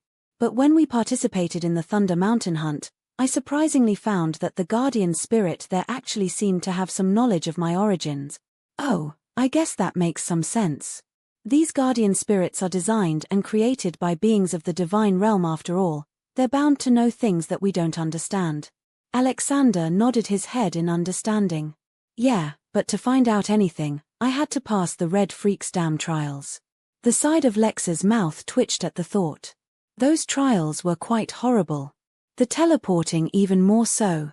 In the end, I was able to pass the trials with flying colors, obviously, and I was able to gain a little bit of knowledge. Even though she had already decided she would tell them everything, she still found herself hesitating at this point. But in the end, her resolve won over and she continued. According to the guardian spirit, it is possible that I am the daughter of a god from the divine realm, sent to live in the lower and higher realms for my safety. Lexa goes into more detail from there on while Alexander and Jonathan listen on intensively, only talking to ask a few questions every there and then. Finally, after a solid 10 minutes of conversation, the kitten's explanation finally came to an end. I would have never guessed. If what that guardian spirit guesses is true, you have quite the task ahead of you if you wish to reunite with your family. Jonathan says with pitying eyes. He couldn't imagine the pain of knowing your family is out there and being unable to reach them. His family has always been in hand's reach after all. I'll definitely reunite with them, Lexa responds resolutely. Wah, Andrea too. Andrea will help little Fang Lexa find her mummy and daddy. Andrea pumped her beady fists in the air. She felt a deep pain looking into the eyes of the kittens, which seemed to hold a strong loneliness whenever the matter of her family was brought up. I wish for that too. Lexa nods at Andrea, a soft tone to her voice. Though her words were quiet, they caused great shock to the 3 Wilderwolf family members. Oh, does that mean? Jonathan's voice drifted off, a smile on his face, though a little sadness could be reflected in his eyes. Lexa will be Andrea's partner. Andrea thumped the table with her 2 soft palms in her excitement, a wide grin on her face. Only if your father approves. Lexa smiled, turning her attention to Alexander while her mind went into thought. There's no room to regret this anymore. Yes, this feels right. Alexander looks on for several seconds, obviously pondering on this matter very seriously before letting out a helpless sigh. Fine, I don't know if I can believe everything about you. It is quite a lot to take in. But I feel I can trust your character, and I also trust my son's judgment. Unlike my 3 younger ones, this oldest one's somewhat competent in that field. Those final words were said in a laugh which broke off Alexander's cold exterior, returning to the usual warmth when looking at his loved ones. It's decided then. The kitten, now named by her future partner as Lexa, closed her eyes in contemplation. They opened seconds later with a look of determination and warmth as she faced the excited Andrea, a smile somehow forming on her feline lips. She felt that while her future was a mystery, as long as she faced it with her usual hot-headedness and lived her days simply trying her best to reach her goals, that everything would be fine. Somewhat. While these thoughts were whirling in her mind, forming a strong determination in her heart, she felt a familiar force being sucked into her body. It was the feeling she had when she climbed the stairs of ascension, at the end when she activated the element of self. With this force entering her body, it seemed to be pulled into her soul. While not pushing her any closer in her ascension to the major magical beast rank, she felt that her soul had grown more powerful nevertheless. Chapter 56, The Farhawk Family. Whoa, it happened again. Though it was different this time. Instead of a temporary boost in strength, this time the element of self has permanently strengthened my soul. It truly is a mysterious power. Lexa was lost in thought before she surveyed everyone's reactions, only to find that none of them had noticed. Looks like only someone on the level of that red-furred freak's level could detect the element of self at work. Else, maybe it could be detected with the conscious eye if they had activated it at the moment it had happened. Brother. A familiar stoic voice cut into her thoughts. Lexa and everyone else at the table turned their heads to the golden cloud inn's entrance, where the familiar bald-headed Uncle Kill could be seen walking into the inn, quickly taking an empty seat at the table they were sitting around. Uncle Kill, Andrea immediately shouted in greeting, waving her petite hand in an exaggerated wave. Caught up in her excitement, Lexa swung her tail back and forth in rhythm. About time you returned. Jonathan quipped. Hello, little niece, little lass. Uncle Kill warmly greeted Andrea and the kitten before glaring at Jonathan. I've been working on investigating that incident. About that, has there been any clues, brother? Alexander asked solemnly. Not much, we've had portraits of the 2 men made and shown them about town. But no one has recognized them so far. Uncle Kill let out a defeated sigh. Alexander was at a loss too and could only sigh as well. Seeing the conversation turning serious, he turned to his daughter and spoke with a hesitant smile. Why don't you and Lexa go in your room, let us grown-ups talk for a bit, Andrea's lips immediately formed into a pout. She had just reunited with her brother and uncle and hadn't even had the chance to play with them yet. How difficult. Seeing her reluctance and knowing the severity of the conversation at hand, Lexa spoke up to coax her. Jonathan will definitely join us later. How about we prepare a surprise for him? Really? Andrea's head tilted and her doe eyes looked at Jonathan in anticipation. Of course, I'll be up as soon as I can. Jonathan couldn't refuse such a look from his youngest sister, though he wouldn't refuse anyway.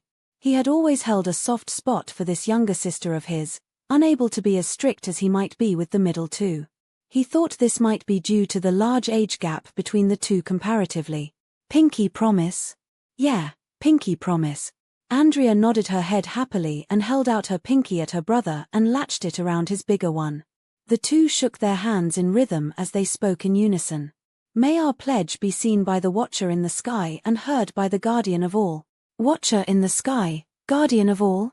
I wonder what that's about. Lexa refrained herself from asking for now and obediently leapt into Andrea's arm, who reluctantly bid her father, brother, and uncle farewell. Meow tilde everyone. Lexa added in her goodbye to Uncle Kill's surprise.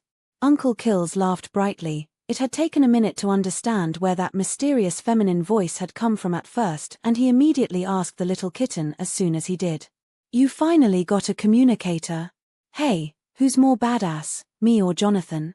Uncle Kill pointed between himself and Jonathan, who could only smile wryly. The little kitten didn't know whether she should laugh or cry. How competitive was this uncle over his own nephew? In the end, Lexa chose to stay mum as Andrea giggled. Soon after, the soft steps of the girl could be heard ascending the inn's stairs, heading to one of the rooms upstairs. Now then, was that really all you found out? Jonathan asked, turning his attention back to his father and uncle. For the most part.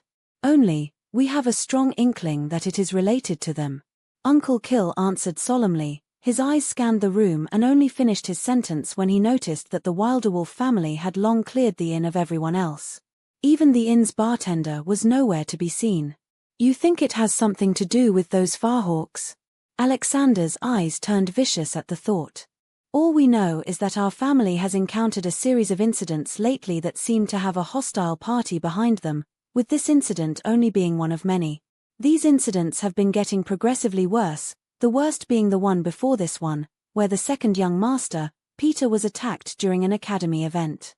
Luckily, he was able to recover from those wounds. Uncle Kill explained solemnly. Sigh. Thankfully, Peter was saved by Julie, who was able to see through the elusive barrier that shielded the attack of his assailants. It didn't stop those bastards from running off though. Alexander found it harder and harder to hold back his anger when he thought on this. His second son had nearly lost his life that day. If it weren't for his sister, how could he not hold an uncontrollable anger? Calm down, father, we need to keep a calm head if we want to tackle this issue. Jonathan coaxed him. Alexander was usually cool-headed and didn't take long to calm down, sending his son a thankful smile and quickly apologizing for his temper. It was in that incident where we got our biggest clue, however. If your little daughter's words are right, Julie said that when she broke through the barrier and saved Peter, she overheard one of the attackers talking over a calling stone, mentioning the Farhawk's name by accident. Uncle Kill continued. Whether this was truly an accident or a setup, that is yet to be seen, but it's currently our biggest clue at the moment. I just can't see it being Ronan Farhawk. While we have always been rivals, with him being the right hand of the king and queen, while me being the left hand, he has never resorted to such underhanded tactics like this before. And things have been pretty peaceful between the two of us as of late. I just don't see what motive he would have. Alexander pondered aloud, shaking his head helplessly as his thoughts took him nowhere. Our family is pretty small, consisting of only grandfather, us two brothers, your wife, our sister, and finally your 4 children. On the other hand, the Farhawk family is rather large, consisting of several siblings and cousins. Not all of them are going to agree on the same methods or uphold the same morals. We can't simply cut off the possibility of it actually being one of them just yet. Uncle Kill narrowed his eyes. We're never going to end up with any results at this rate. Alexander waved his sleeves dismissively with a sigh. Let's talk about your side of the coin instead. I hear you have been planning on heading out of Falsio for the rest of Jonathan's coming-of-age adventure, brother? That was what I was working on before this whole mess. Uncle Kill's mood lightened a little after their serious talk, and he was now talking with a smile. We're going to buy magical beasts and head around the northern mountains and beyond, with the goal being the Claw Reverence Empire. Maybe run into sister-in-law and the rest if we're lucky. We'll probably not have the time though. Since the new year, the start of my coming-of-age adventure, 9 months have passed, meaning that there is only 3 months left. Jonathan sighed solemnly. It had been a long time since he had seen his mother, not to mention his aunt and grandfather too. His solemn eyes turned even more so when he thought of another issue. It looks like it's not only father and sis that I'll be saying goodbye to soon. It would seem I'll have to say farewell to the little lass as well. Chapter 57, The Shady Man. Meanwhile, while the adults were talking serious business downstairs, Andrea and Lexa had reached her and Jonathan's room from the night before. So, considering we're going to be partners from now, I'd like to know a few things about yourself, like do you have any rare elements? The little kitten asked. A little hopeful gleam in her eyes. She would want her partner to be just as strong as her, and having an innate alignment to a rare element was a good foundation for a magician to work on.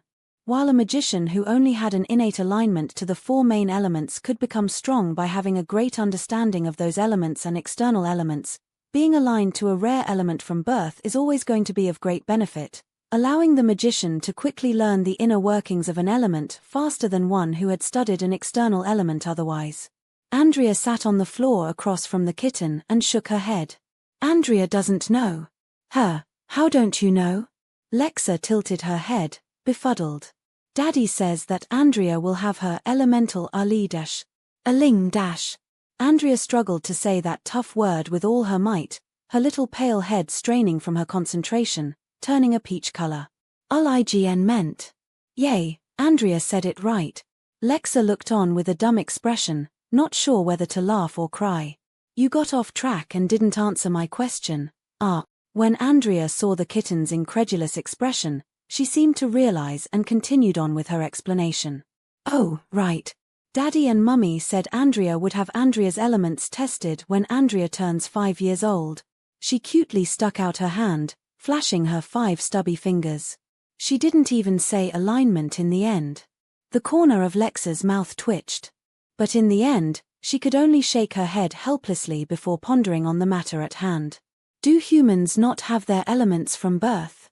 No. You just used the wind element earlier when dealing with those 2 thugs. Andrea can use the 4 elements earth, wind, fire, air, and water. Andrea counted with her fingers as she listed. But Daddy and Mummy say children under 5 can't use rare elements yet. Is that so? Strange, us magical beasts seem to be able to do so at birth. Lexa said, confused.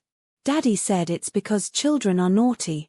Daddy says a lot of children hurt themselves and other people as they were not able to control such great powers, so the gods locked the rarer elements away until we reached the age of 5. Andrea explained merrily. She seemed to like being in the know. However, her expression suddenly became panicked. Wait, does this mean Daddy thinks Andrea has been a naughty girl too? Andrea seemed to be on the verge of tears at this shocking revelation.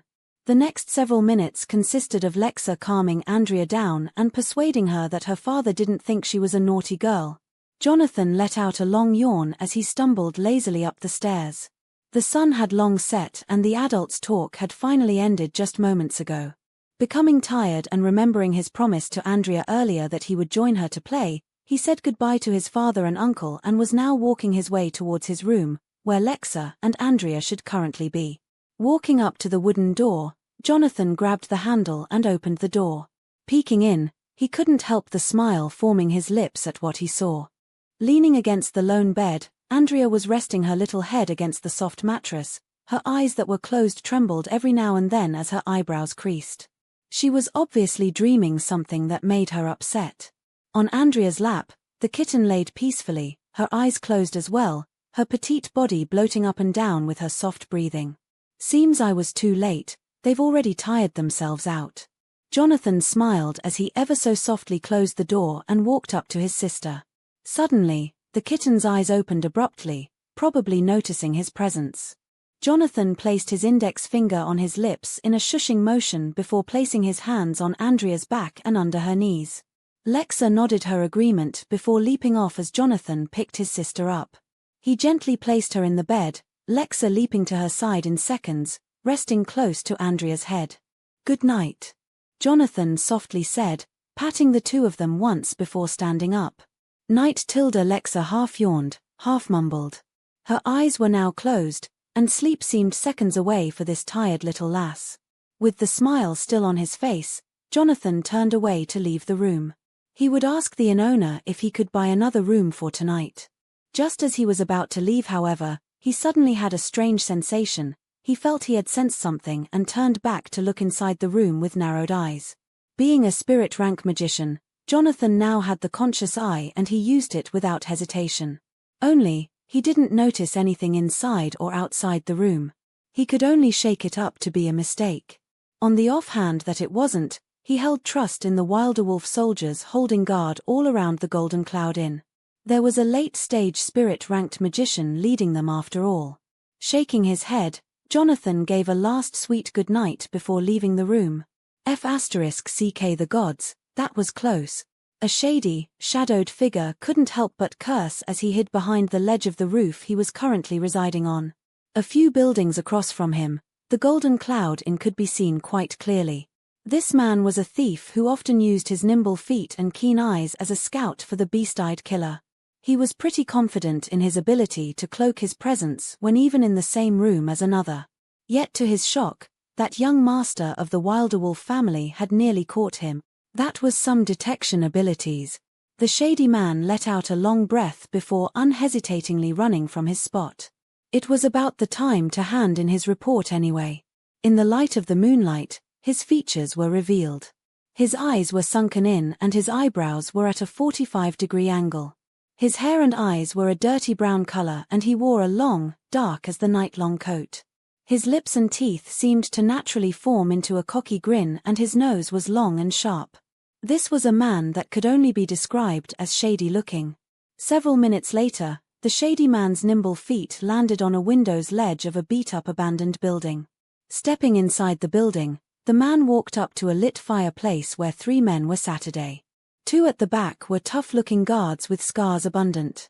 The other man managed to look even more menacing, with a striking scar that cut across the bridge of his nose and jagged eyes like those of a vicious beast.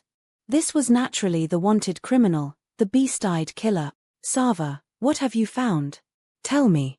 Those vicious landed on him, but he didn't flinch for even a second under these piercing eyes. That was only natural, as this man known as Sava wasn't only a thief and a scout to the beast-eyed killer, he is also his longest companion and has long gotten used to those savage eyes. Now, they only remind him of how powerful and great his boss is. "Yes, boss." Sava knelt down in a subservient manner in front of the beast-eyed killer and promptly began his report. Chapter 58, Splat. It would seem Alexander and the brat have run into the oldest son, Jonathan Wilderwolf, and his uncle, Kill Wilderwolf. They have grouped up and have taken refuge at an inn called the Golden Cloud Inn. Sava reported calmly. "Oh, Jonathan is that genius child magician, right? He's quite popular these days. He should be at the late inner haven rank, and his uncle at the late stage spirit rank, like myself." The beast-eyed killer narrowed his eyes and clenched his teeth. This made things even more complicated. At least his wife isn't there. The abstract brush magician. Or the 2 other sky magicians in their godforsaken family, the heavenly wolf magician and wolf king magician. "Oh, you don't have to worry about those 2 though," Sava said with a confident smile. Why's that?" The beast-eyed killer narrowed his eyes questioningly at Sava. Right now, the young genius Jonathan Wilderwolf should be partaking in the Wilderwolf's tradition where they go on a journey when they reach the age of 16. Currently, he's been traveling about with his uncle for more than half the year and this should still be ongoing. I believe him meeting his father was a big coincidence and they should split up again in a few days, maybe sooner. Sava explained confidently. "Haha, that's just perfect. That makes things a lot more simpler." The beast-eyed killer's mouth twisted into a nasty grin. "So how are their defenses? Can we act tonight?" "That I'm afraid that it's not doable. Sava's expression turned wry as he shook his head with a sigh. The Wilderwolf's personal army lives up to its reputation. They have surrounded the inn and left little to no gap for entry. Not only is the inn guarded, but it's also rather compact, with all of the Wilderwolf members holding close to each other. It is likely that even if we get past their soldiers' detection, we would most likely be caught by one of them inside, especially a sky magician like Alexander Wilderwolf. Alexander, the frigid wolf magician. Beast-eyed Killer gritted his teeth in anger. It would seem we will have to wait for them to leave the city. Our best option would be to act when they are in a more secluded location. I fear that this is our best course of action. Sava nodded in agreement. The next day, the kitten awoke with a satisfying yawn. Her eyes still closed, she snuggled into the warmth that pressed against her soft belly. Hugging that warmth close, Lexa heavily debated on the merits of getting up or just staying asleep a little longer. Sadly for the kitten, this decision was made for her when she suddenly felt herself being lifted from that source of that warmth. Opening her eyes abruptly, it was only then that she noticed that the warm thing pressed against her belly was the face of her newly acquired partner, Andrea. Having just woke up, Andrea was shocked to find only darkness when her eyes opened and she let out a long scream. Lexa was shocked in return and lost her footing. Immediately she tumbled backwards and rolled down the length of Andrea's upper body, landing awkwardly but softly on the covers covering her legs. Lexa blinked her eyes in a daze, she was feeling a little ditzy. A second later, the door to the room was slammed open, revealing the anxious faces of Jonathan, Alexander, and Kill. Andrea! Jonathan shouted in exasperation as he thought his little sister was in danger, only to look on stupidly as he saw the innocent scene of Andrea sitting up on her bed with the kitten on her lap. "Hey, was it a nightmare, sweetie?" Alexander asked as he walked up to his daughter's side, leaning against the bed and patting her head lovingly. "Andrea can see now, it's a miracle." Andrea clapped her hands excitedly. She wasn't blind anymore. Lexa smiled as wryly as a cat could before explaining the misunderstanding. If it weren't for her silver fur, her cheeks would be dyed red in her embarrassment. What was she, a child holding onto a teddy bear? How embarrassing. Oh wait, I guess a kitten is a child. Lexa felt enlightened and slightly less embarrassed. Smile. For the rest of that day, Lexa and Andrea stayed under house arrest as the investigation on her attack was continued, led by Uncle Kill. Meanwhile, her father didn't let this distract from the reason for his visit to Skyview City and proceeded to work out the matters that caused him to visit the city in the first place. Meanwhile, Jonathan stayed by Andrea and Lexa's side, watching over them while also joining in with their antics every now and then. Throughout the day, he was quite surprised at how fast the kitten and his little sister's relationship was quickly progressing. Because the kitten had been stuck around adults, Jonathan, I'm a youthful 16, thank you very much. Lexa, how about you act it, you money-grubbing grandpa? Since coming to this world and also having the unease of being in a new environment, she has had little time to play an adventure as she was busy getting used to her new life, especially in her understanding of her magic and the state of the world around her.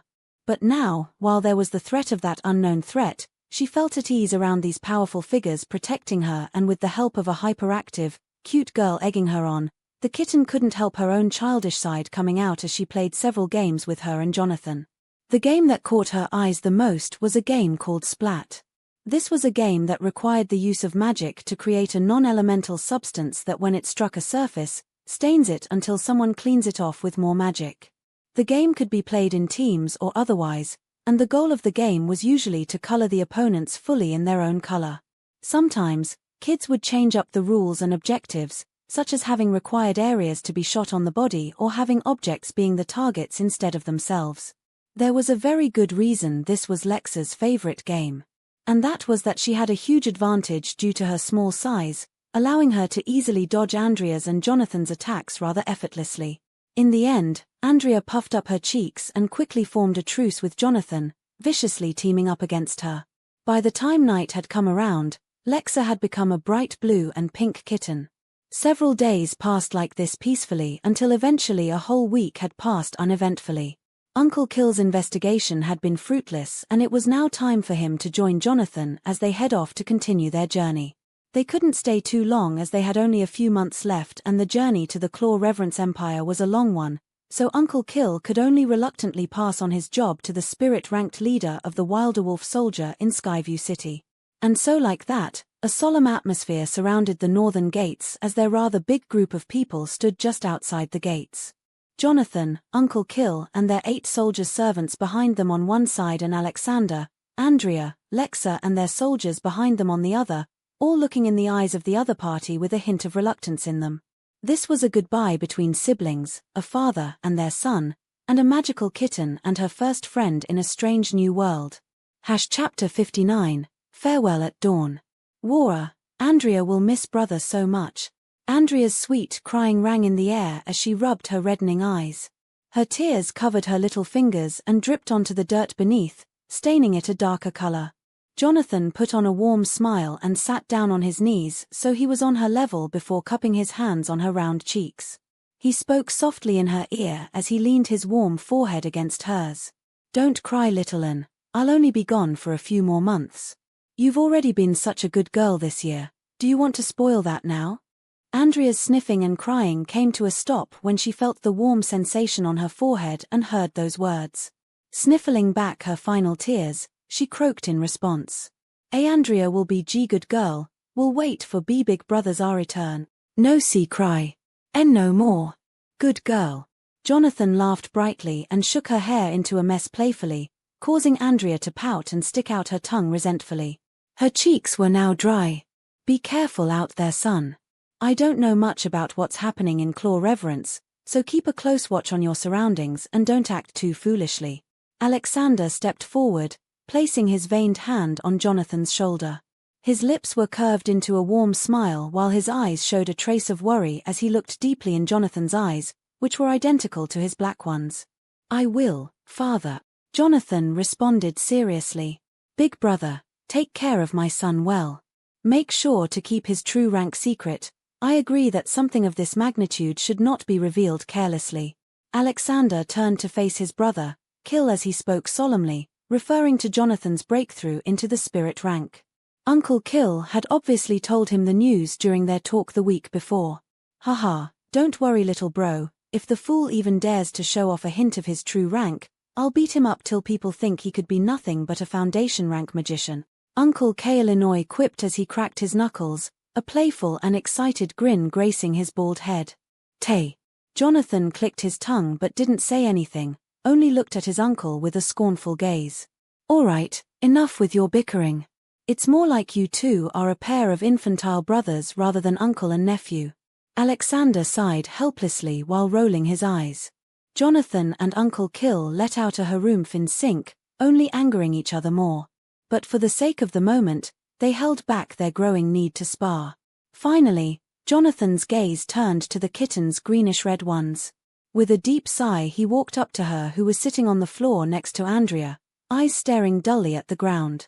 Hearing footsteps walking up to her and eventually the outline of the tip of a shoe in her periphery vision, Lexa looked up to find the maximized view of Jonathan kneeling right there in front of her. He was so close the kitten got a big fright and toppled backwards to the laugh of those around her. Hey, silly little fang. Andrea giggled through her tiny hands. I told you to not call me that. Little Lexa grumbled before turning towards the laughing face of Jonathan, a sinister gleam shining in her feline eyes. Swish. Gah. Jonathan cried out as Lexa's claws struck his cheek, cutting it shallowly. He could only let out a wry laugh. I guess I deserved that. It's been long awaited with all the antics you've pulled, Lexa harumphed. All right. This young master apologizes to the great Lexa. Jonathan laughed with a grin as he petted the kitten's small head softly. That's much better. Lexa nodded, her eyes slanting and her head nodding in satisfaction. This is going to be our farewell for now, little lass. Jonathan's voice suddenly turned solemn and his petting of the kitten paused as he looked at her with a sad smile. I guess so. Lexa mumbled half-heartedly, her eyes also turning solemn. Jonathan, no matter what, you were my first friend in this world. Lexa declared. Haha, what are you getting all depressed about? We'll see each other at the end of the year, on New Year's Eve. Jonathan chuckled as prodded her forehead with his index finger before retreating his hand as he stood from his crouched position. Lexa only grumbled as she pawed at her forehead. Yeah, Andrea and Lexa will cook up some New Year's food for you when you come back. Andrea pumped her clenched fists and declared, stars of determination in her violet eyes. Hey, how am I going to cook? Lexa asked, dumbfounded.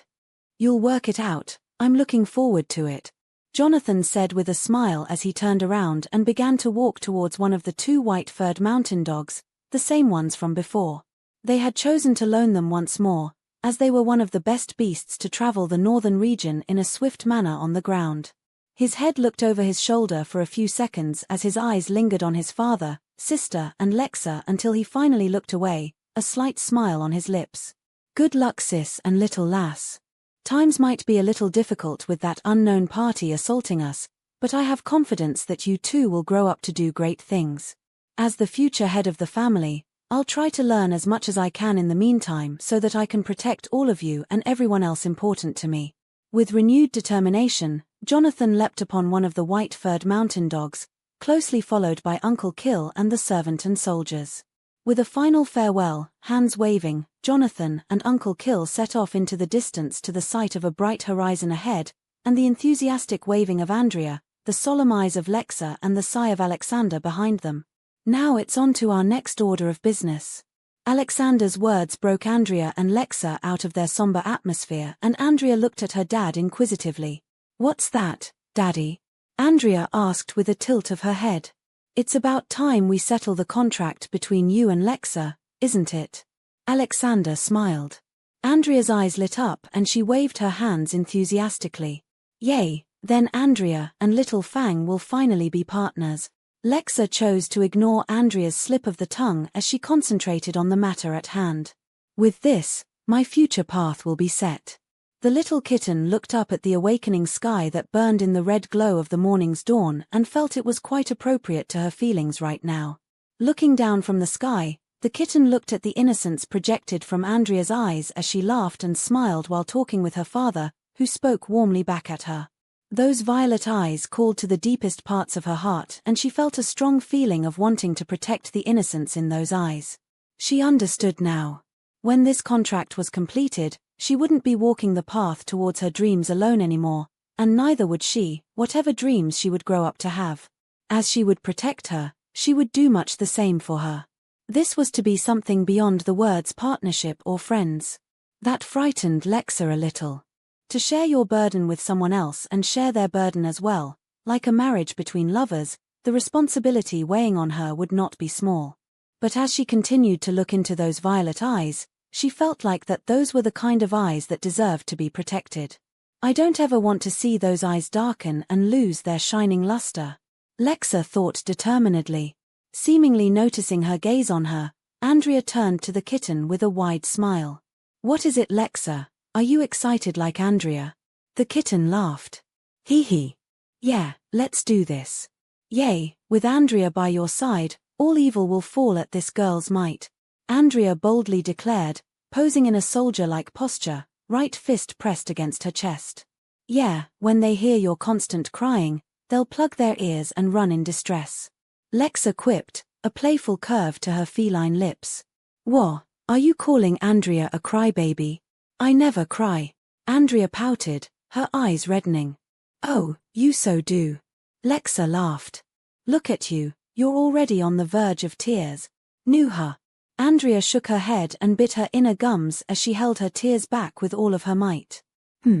Lexa let the matter drop, but a mischievous glint shone in her eyes. The two continued to bicker as they followed behind Alexander, the Wilderwolf soldiers not far behind keeping a close watch on the immediate surroundings. Alexander smiled as the voice of two young girls bickered playfully behind him entered his ears, and he couldn't help but think with Riley. They're a perfect match, haha. Chapter 60, Contract.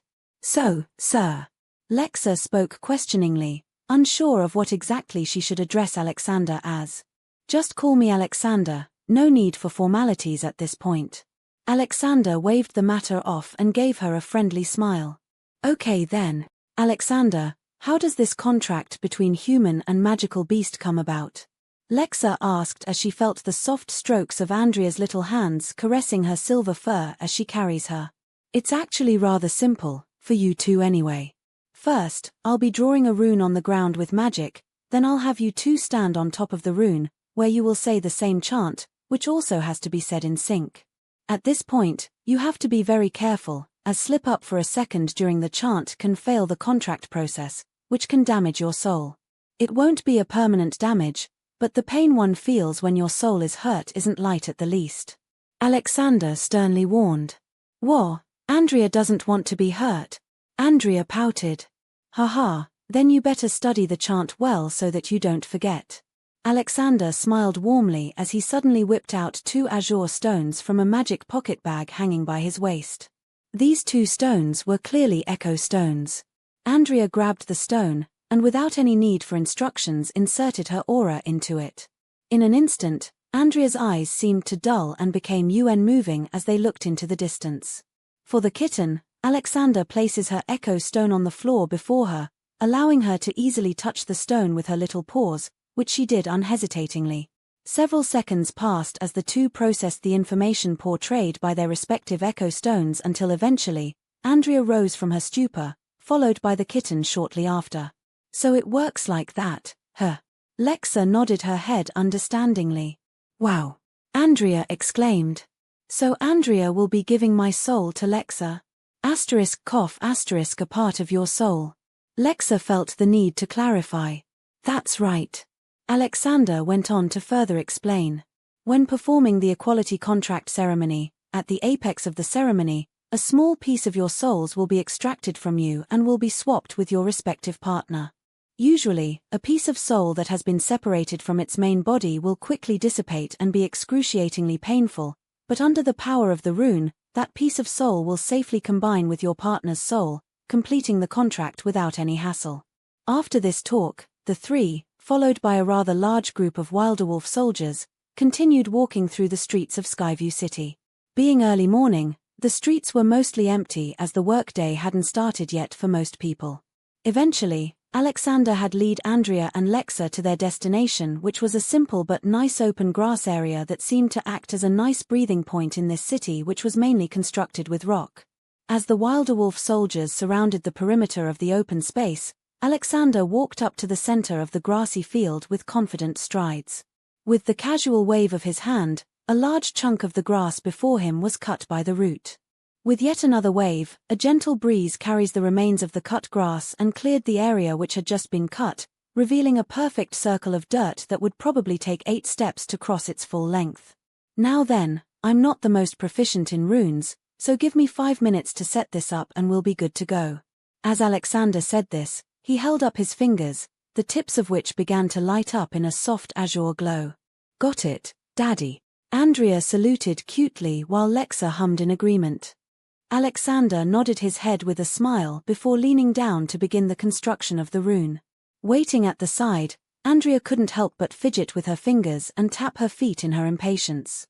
Soon, she was humming a little tune, which the kitten noticed was the same one that played on the music box from before. Must be stuck in her head. Lexa found herself humming along with her before long. Whoa, Lexa's a good singer too. Andrea wholeheartedly praised with gleaming eyes. Humph, of course. Lexa lifted her chin brazenly. All right, we're done, Alexander declared while wiping the bit of sweat dripping from his forehead. While the construction of rune wasn't that intensive for someone at his level, it still took a little out of him mentally due to the deep concentration needed to construct the rune. Looking at Alexander, Lexa then turned to look at the glowing rune that now took up most of the cutout circle in the grass. Though she didn't know much about runes, she could tell this was quite a powerful one due to the intricacy of the rune compared to ones she has seen before. Only some of the runes she had seen up in Thunder Mountain rivaled the intricacy of the rune before her. Yay! Andrea didn't waste time and skipped to one side of the rune, hurrying the kitten over impatiently when she saw her dawdling behind. With a roll of her eyes, Lexa leapt over onto the rune as well, taking a spot across from Andrea. All right. No point delaying, you two can begin the chant whenever you are ready. Alexander came to stand at the side as he watched on. And remember, don't get distracted. Andrea nodded enthusiastically and the kitten gave a modest nod of her own before the two settled themselves. With a tacit agreement, the two began to chant in the language of the god's tongue. Two youthful and feminine voices resounded around the small clearing. While the kitten's voice held an enchanting quality to it, pleasant to the ear and mature despite its youthful sound, Andrea's voice held a cute charm, with the slightest of slurs commonly heard in children her age. 3 minutes passed until the chant was fully completed, and upon its completion, 2 minuscule light blue glows shot out of each of their chests. Lexa looked on with rapt attention as the piece of her soul vanished into Andrea's chest, while she also felt Andrea's soul enter her own chest. She could only describe its feeling as being light, like a cloud, as it passed through her fur. The kitten took this chance to close her eyes and look at her soul with her subconscious eye, just in time to see Andrea's soul piece latch onto her own, seemingly melding into it and becoming undetectable in the light blue light that was her soul. While she could no longer see it, she could always feel its presence, hovering peacefully in her own soul. It was a strangely comforting feeling. Beneath their feet, the glowing rune dulled until it dissipated into dust, its power having been used up, it could no longer hold onto its existence. Looking on, Alexander said with a warm smile, "The equality contract is complete. Congratulations little An, Lexa, you two are now officially partners. A magician and her tamed beast. Yay, Andrea and Lexa forever." Andrea sung out excitedly while dancing a little jig that swung her white dress madly.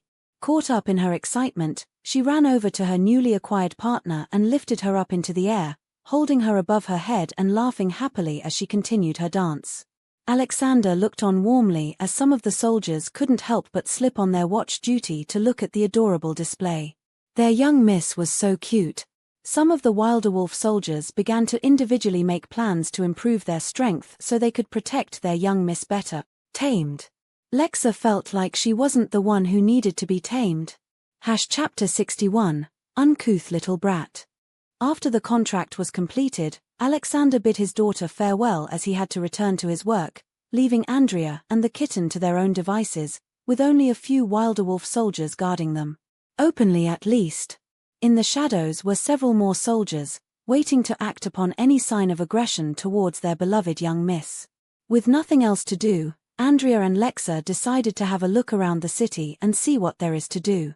So now at this moment, Andrea was walking merrily through the streets of Skyview City, the kitten lying snugly in her little hands.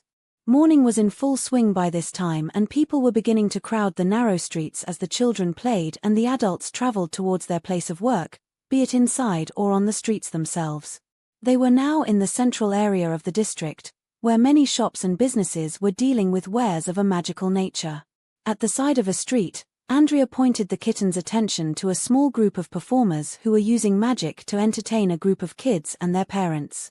"Wow, that woman just jumped through that loop of fire," Andrea exclaimed in awe.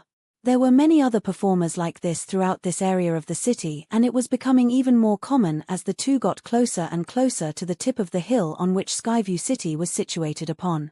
At the tip of the hill, a large tower stood, and the kitten looked in awe as they reached the outskirts of that tower. "It's huge." Lexa couldn't help but exclaim when seeing the tower from such a close distance. Andrea nodded enthusiastically in agreement as she also took in the great sight of that tower. "Daddy says it's called the Cloud Viewing Tower." Andrea finally spoke. Lexa mumbled when she noticed the noisy sound of various voices not too far from them. Searching left and right, she quickly found the source of this noise. Outside of a rather large building that nearly matched Cloud Viewing Tower in its grandness and size, a group of maybe 100 people or even more had gathered and the sound of excitement and exclamations were traveling throughout the area ceaselessly. The gathering wasn't getting smaller as well, as several more people were joining the excited gathering of people one after the other. The people consisted of mainly young teenagers, but there were also some elderly, couples and families joining in with the excitement as well. "Oh, what's going on over there?" Andrea also came to notice the gathering group of people and turned to ask one of the Wilder Wolf soldiers what was going on. To answer the young miss, if I've remembered correctly, these people should be lining up to watch the Hawk Academy's youth tournament. The Wilder Wolf soldier amiably answered. "Hawk Academy?" Andrea tilted her head in thought. Ah, the one from Falcon City. What are they doing here? The Hawk Academy's youth tournament usually takes place outside of Falcon City. It's a sort of advertisement to draw in new students. The Wilder Wolf soldier further explained. The Crow Academy you are to attend does the same. I see. Andrea put on a wise front and nodded seriously. Andrea didn't understand any of that. What does adve whatever even mean? So is this a fighting tournament between magicians? Lexa's voice cut in. She was also curious about this. This might be a good chance to get some more experience. Ah, yes. I believe today is the semifinals, so that's why everyone seems so excited. In fact, the actual tournament shouldn't start till noon. By then, the people lining up will be in the several thousands. Thank you. Lexa thanked the man before turning her attention to the gathering of people ahead of them, which was still growing bigger and bigger as they conversed. It was now easily in the several hundreds. Should we watch the tournament, Little Fang? Andrea looked at the kitten expectantly. She loved watching magical fights. She would always be first in line to watch all of Jonathan and Uncle Kill's spars. Which basically meant she watched fights nearly on a daily basis. Yeah, I want to see it too. Lexa answered excitedly. It's just that we'll have to wait until noon till it starts. Andrea turned to face the same soldier from before, whose lips turned into a wry smile, understanding her meaning instantly. Don't worry, young miss, you two can play about till noon. By the time you come back, you'll be able to enter the tournament without waiting in line. How sweet of you. Andrea nodded and smiled sweetly. Lexa was speechless. The benefits of the rich is limitless. The soldier joined another as they headed off in the direction of that grand building, while several other soldiers remained by Andrea and Lexa's side. In fact, 2 more soldiers had joined their group at some point. Lexa was befuddled at when they did. These guys are really good, I can't sense any of them. Lexa had only understood at this moment that they were being followed by more Wilderwolf soldiers than she thought, but she still had yet to detect any of them yet so far in the surroundings. Suddenly, a low grumble was heard behind the kitten's ears. Turning around, she saw the reddening face of Andrea's. "Ha, are you hungry, partner?" Lexa teased. "Be quiet you." Andrea faced away from the teasing eyes of the kittens and happened upon a nice cafe across the street. It's only healthy that children have their breakfast every day. The little kitten laughed. How cute, she doesn't want me to think she's a little glutton. Andrea chose to ignore the heaving bundle in her arms and walked over to the cafe, which had the homely name of the Sunny Touch Cafe. The establishment was rather large for a cafe, but that was to be expected for a business in the busiest district of the city. Seats were comfy and the tables were made of pristine glass. Lexa couldn't help but think that the place was rather contemporary compared to the rest of the city, which seemed more traditional and historical in its design. When a young girl carrying a cat, followed by several stoic men wielding blades at their waist, came in, the attention of most everyone in the cafe was drawn to them. Whispered voices could be heard as they tried to figure out who this young girl was, to have so many powerful men guarding her. Andrea seemed used to the curious gazes as she walked straight into the depths of the cafe unperturbed, sauntering right up to the front desk where a kind-looking middle-aged woman greeted them. "Hello, little miss. Welcome to the Sunny Touch Cafe. What can I get for you today?" Andrea tried to reach for the menu standing on the desk but couldn't reach due to her inferior height. Pouting, she turned to the kind-looking woman and pointed at the menu. "Menu, please." The woman let out a warm chuckle and placed the menu in the hands of her cute customer. "There you go. Thanking you," Andrea said sweetly, though her eyes didn't leave the menu as she perused the kids section intently, grumbling internally all the meanwhile. "Why does Mummy always say I can only have one breakfast? I want all of it." The kitten looked at the menu as well. She was rather hungry too, but gave up once she remembered her inability to read. "Hey miss, I can't read. Can you tell me what you have for breakfast?" Lexa chose to directly ask the cafe employee. The woman blinked her eyes twice as she looked at the kitten in the little girl's arms. She then looked left and right, stood on her tiptoes to look beyond the girl in front of her, looked behind herself until finally her eyes returned to look into the kitten's greenish-red ones once more. "Puppet," the woman mumbled. "Who you calling a puppet? Have you never seen a talking cat before?" Lexa quipped. What dash? Of course I have, of course I haven't. The woman opened her mouth in shock and awe. Are you a magical beast? Yeah, isn't she amazing? Andrea's attention left the menu and she proudly gloated to the lady. She's my partner. Oh, how cute. The kind-looking woman replied warmly, but gave a doubtful glance towards the kitten in the girl's hands. She couldn't see how this small kitten could be useful in a battle. Ah well, that's typical of these rich folk, wasting their money on things for appearance only. If Lexa could read her thoughts, she would have turned the woman into a scratching post. Their conversation came to a sudden end when the sound of a large thump was heard behind them, followed by several gasps and the shriek of a girl. Her! Andrea turned around, the kitten in her arms, and looked on to see what had just happened. Before she could process anything, an arrogant and youthful voice resounded out throughout the cafe. Who do you think you're talking to, you bloody peasant? I'm the fourth young master of the Firehawk family. How dare you tell me to quiet down? The voice belonged to a young boy who looked to be no older than 10 years old. His hair was short and brown, the same color as his sharp eyes. He was dressed in rather extravagant gold and brown clothing, and his brow and lips were scrunched up in a mocking sneer as he looked down at the man opposite him in contempt. Behind him were 5 menacing-looking men, dressed in brown light armor, the crest of a hawk on their chest, looking vicious and heroic. Meanwhile, the man opposite him was on the ground, having been knocked off the chair he was sitting on, and was shaking miserably. How could he have thought that simply asking their table if they could please quiet down a little would lead to such a perilous situation? Who's this arrogant brat? Lexa's feline brow scrunched up and she looked at the scene with a look of displeasure. While she didn't know what exactly happened, Andrea could gather what sort of happened through that arrogant brat's words, and her mouth instantly pouted in displeasure as she spoke out unhesitatingly. What an uncouth little brat, wagging your tail about as if you own the place. Lexa nearly spat out her non-existent drink. Where did Andrea learn to speak like that? Chapter 62, Chris Firehawk. The brown-haired boy clenched his teeth while his complexion turned red in his anger. How dare a little pipsqueak like you call me uncouth? Andrea's just telling the truth. Andrea stuck out her tongue at the boy, further provoking him. That's it. The boy began to chant a spell, causing the surrounding people to gasp in shock as they began to retreat to the cafe walls so that they were not drawn into the crossfire of the upcoming spell. The Wilderwolf soldiers at Andrea's side scrunched their brows in anger. How dare this stupid brat attempt to hurt their young miss? A second later, the boy's chant was complete, releasing a torrent of wind that crisscrossed in the air in a bizarre pattern as it shot quickly towards Andrea. He's an early-stage Foundation-ranked magician. Lexa was able to tell the boy's level from the aura emitted from the spell. I remember Jonathan once said that he reached the same rank when he was 7 years old, so he isn't anything special. As one of the Wilderwolf soldiers was about to act, Andrea placed one of her little hands in front of him, stopping him from doing so. Andrea has this.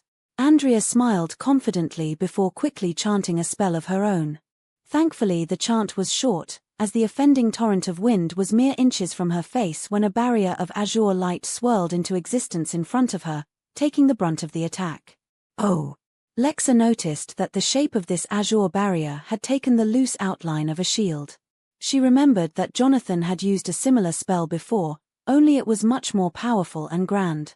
Impossible. The boy's eyes went wide in disbelief when he saw his spell being blocked so effortlessly.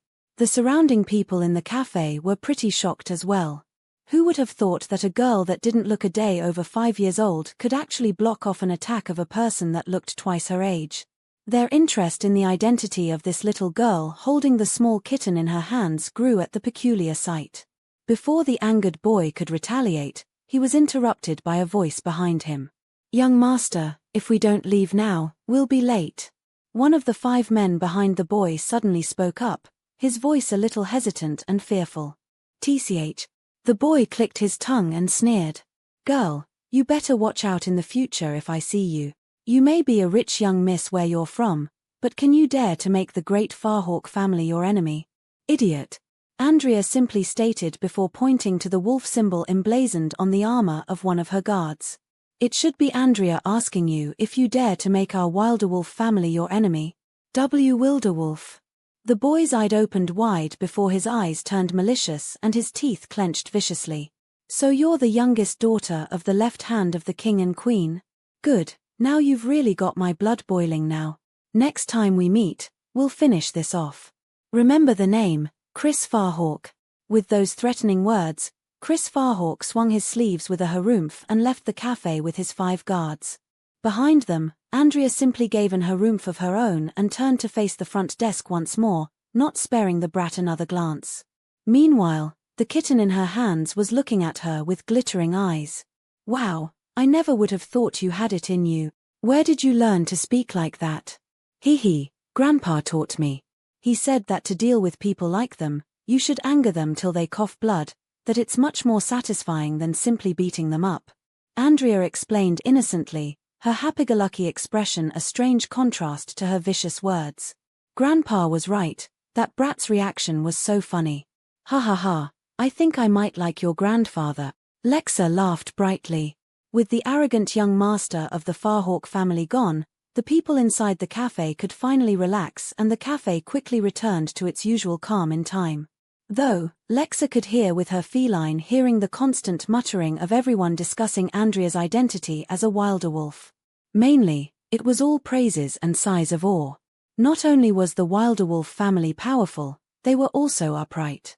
How could the citizens under their protection not feel secure and protected under them? And when it came to the sighs of awe, that could only be because they had heard that the youngest miss of the wilder wolf family was only 4 years old.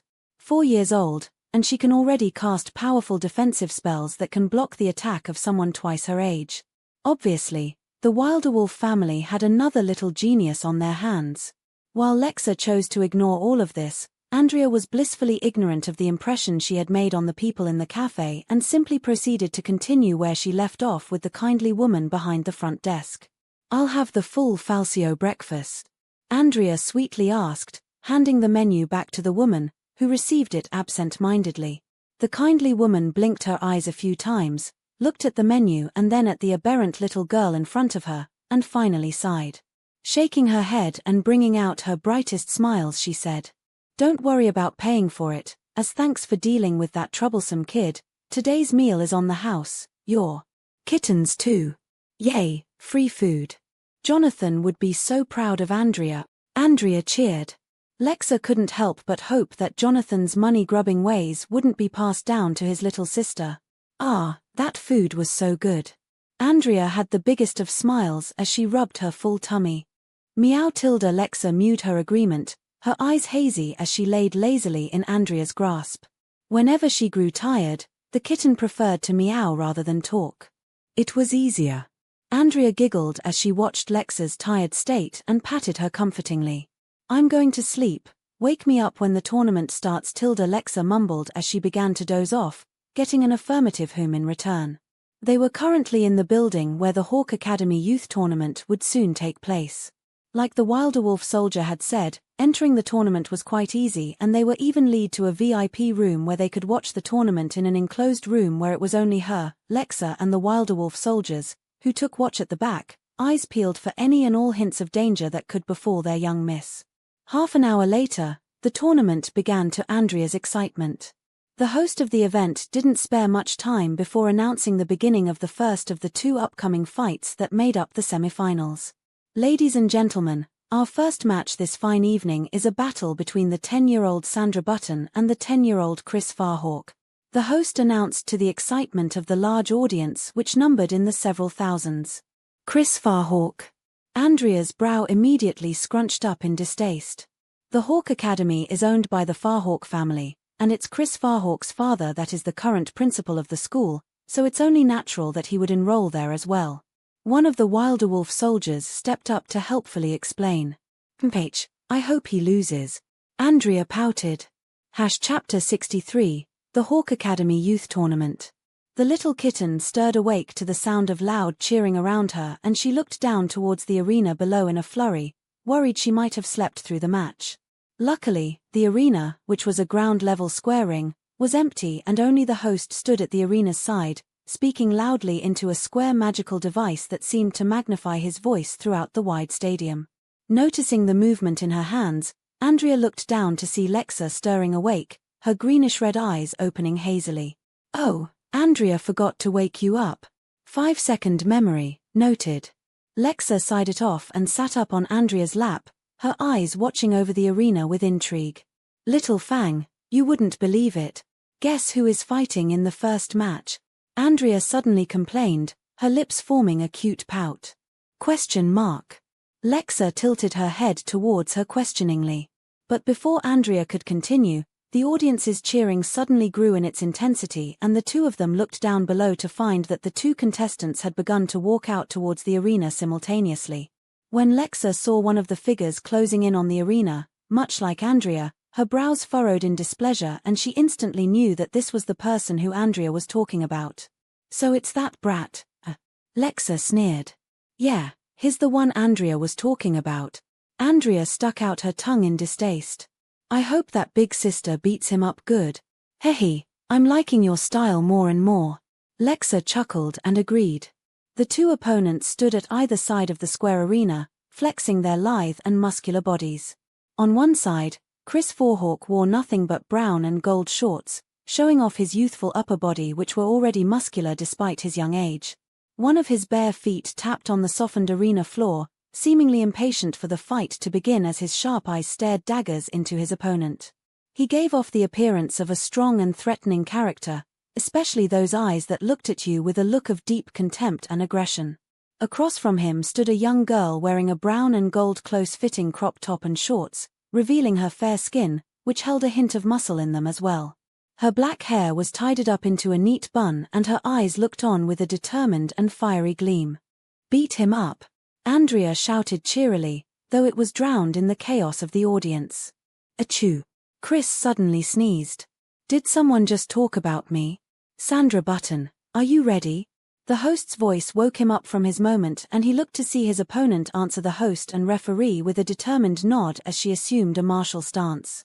Chris couldn't hold back the sneer forming his lips as a sinister chuckle leaked out unheard.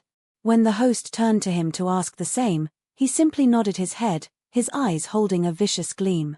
"Oh Sandra, you stuck-up wench. I can finally beat you up with no consequences." Chris sneered internally. This *itch had always tattled on him whenever she caught him doing anything remotely wrong. "How dare a peasant loner like her tattle on me? It's time to show her where she stands in this life. All right then, the match will begin when I say go. The host held his right hand diagonally upwards, and his countenance turned serious as he began the count. 3, 2, 1, go. In parallel, the two opponents began to chant their respective spells, of which Chris shot off first. Andrea and Lexa recognized the spell as soon as it activated as it was the same one he had used this morning. "Doesn't he have any other tricks?" Andrea snorted. "Must be his quickest acting attack." Lexa deduced. It wasn't only them who recognized this attack, as having seemingly predicted this action, the spell the female opponent was casting was a barrier spell that formed a wall of chaotic wind. When Chris' spell, the torrent of wind, touched this barrier, it seemed to be caught into its erratic and chaotic motion before being shot back out, straight in Chris' direction. What a great counterattack! How will Chris handle this? The host sounded impressed as he and the audience looked eagerly at Chris to see how he would respond next. "Don't get full of yourself." Chris sneered as his feet moved swiftly, leaping clear of the torrent of wind with ease. The torrent of wind went on to dig a small trench into the ground before whisking into nothingness. Chris didn't rest there as he continued to charge at his opponent, his mouth chanting a spell in the meanwhile. Holding the barrier still, Sandra still attempted to chant another spell. Casting 2 spells at once. "That's quite the advanced play by Sandra Button," the host exclaimed, and the audience looked on in anticipation as the two opponents drew closer together. To everyone's surprise, Chris ran straight up to the wind barrier surrounding Sandra Button, his running speed not decreasing in the slightest. His spell was cast just as he leapt forward into the barrier, the spell creating an azure barrier of his own right around his entire body. The chaotic winds battered his barrier, cracking and shattering it. But it wasn't fast enough to break through completely as Chris reached the other side, happily coming face to face with his shocked opponent who hadn't expected him to attack her so forwardly. Suddenly his two fists lit up in an azure glow before whisks of white smoke-like aura shrouded them violently. These whisks of smoke-like aura then assumed a talon-like form as they extended from his clenched fists. Take the Farhawk family's speciality, the hawk mimicry arts. Chris laughed as his form bared down on the unprepared girl. She had yet to finish her chant, so there was nothing to block his attack. Bang! One vicious punch followed by another struck the girl, who could only hold her hands over her face in a desperate attempt to defend herself, an aura congregating around them to strengthen them. The first punch struck those arms, blowing that shallow defense apart instantly. The right hand which took the brunt of that punch was bruised blue. But it wasn't only bruised, as it was also cut apart brutally by the windy talons, causing several shallow but numerous cuts that began to drip blood. With her defense gone, the second punch threatened to strike her directly in her fair and young face. In this desperate moment, the girl pushed her body into overdrive and her body moved swiftly, leaning just in time to avoid the punch, though her cheek was scratched nastily as the talon-shaped spell enveloping his fist grazed her by. Without delay, Sandra Button maneuvered around Chris and leapt safely away from her dangerous predicament. Chris hadn't reacted as he looked on dumbly as his attack missed. *TCH. Chris muttered cruelly under his breath. He turned around to find his opponent had sprinted to the opposite side of the arena, another barrier of wind raised as she recovers her breath. Seeing that they were not in close combat anymore, Chris chose to dissipate the Talon's spell as it would only be a waste of aura. He actually has some fighting sense, while reckless, his method of jumping through that barrier both got him in close combat with his opponent and caught her unprepared. Lexa was actually slightly impressed, emphasis on the slightly. *TCH, he's just a strong-headed boy. Andrea spat, not willing to think that the brat had any positive qualities. He's also that. Definitely that. Lexa giggled. Chapter 64, The Volcanic Eagle's Inheritance. What a great exchange of moves, especially the fourth young master of the Farhawk family. If Sandra hadn't acted so swiftly in that final moment, the victory might have already been in his hand. The energetic voice of the host spoke up amidst the excited cheers of the audience. Reckless and daring actions like these were what excited the audience most. Seeing the excited crowd and even hearing people cheering his name, Chris couldn't hold back the grin forming his lips, even through his attempts at trying to appear indifferent to it all. Can't keep the audience waiting. Chris grinned confidently and sauntered forth, his eyes like daggers as they glared viciously towards his opponent. Across from him, the girl had a sweat drop running down her cut-up cheek, causing her to flinch due to the stinging it caused. But she spared it no thought and kept her gaze on her opponents as she assumed a martial pose, determination exuding from it. Can't let him control the pace. It's time to go all out. With renewed determination, she quickly chanted a spell which soon caused the creation of a fiery blaze around her that quickly took on a drastic transformation that suddenly coalesced into a thick liquid-like substance. It had become magma. Oh, Sandra Button has tapped into the element of magma for her next spell. To my knowledge, Sandra Button doesn't have an alignment to that element, meaning that this is an external element for her. To use it during this moment, she must have some confidence in her insight into magma. The host spoke out in surprise. At first, the magma took on no shape, but slowly morphed midair into the shape of a winged beast. Its expansive wings were spread wide and its sharp, elongated beak was stretched out, as if cawing a bestial cry. Only no sound erupted from the magma's form. Isn't that bird?" a voice from the audience exclaimed in his disbelief. Soon, the whole audience was mesmerized by this image and held looks of awe. Even the host held the same expression as he excitedly spoke out.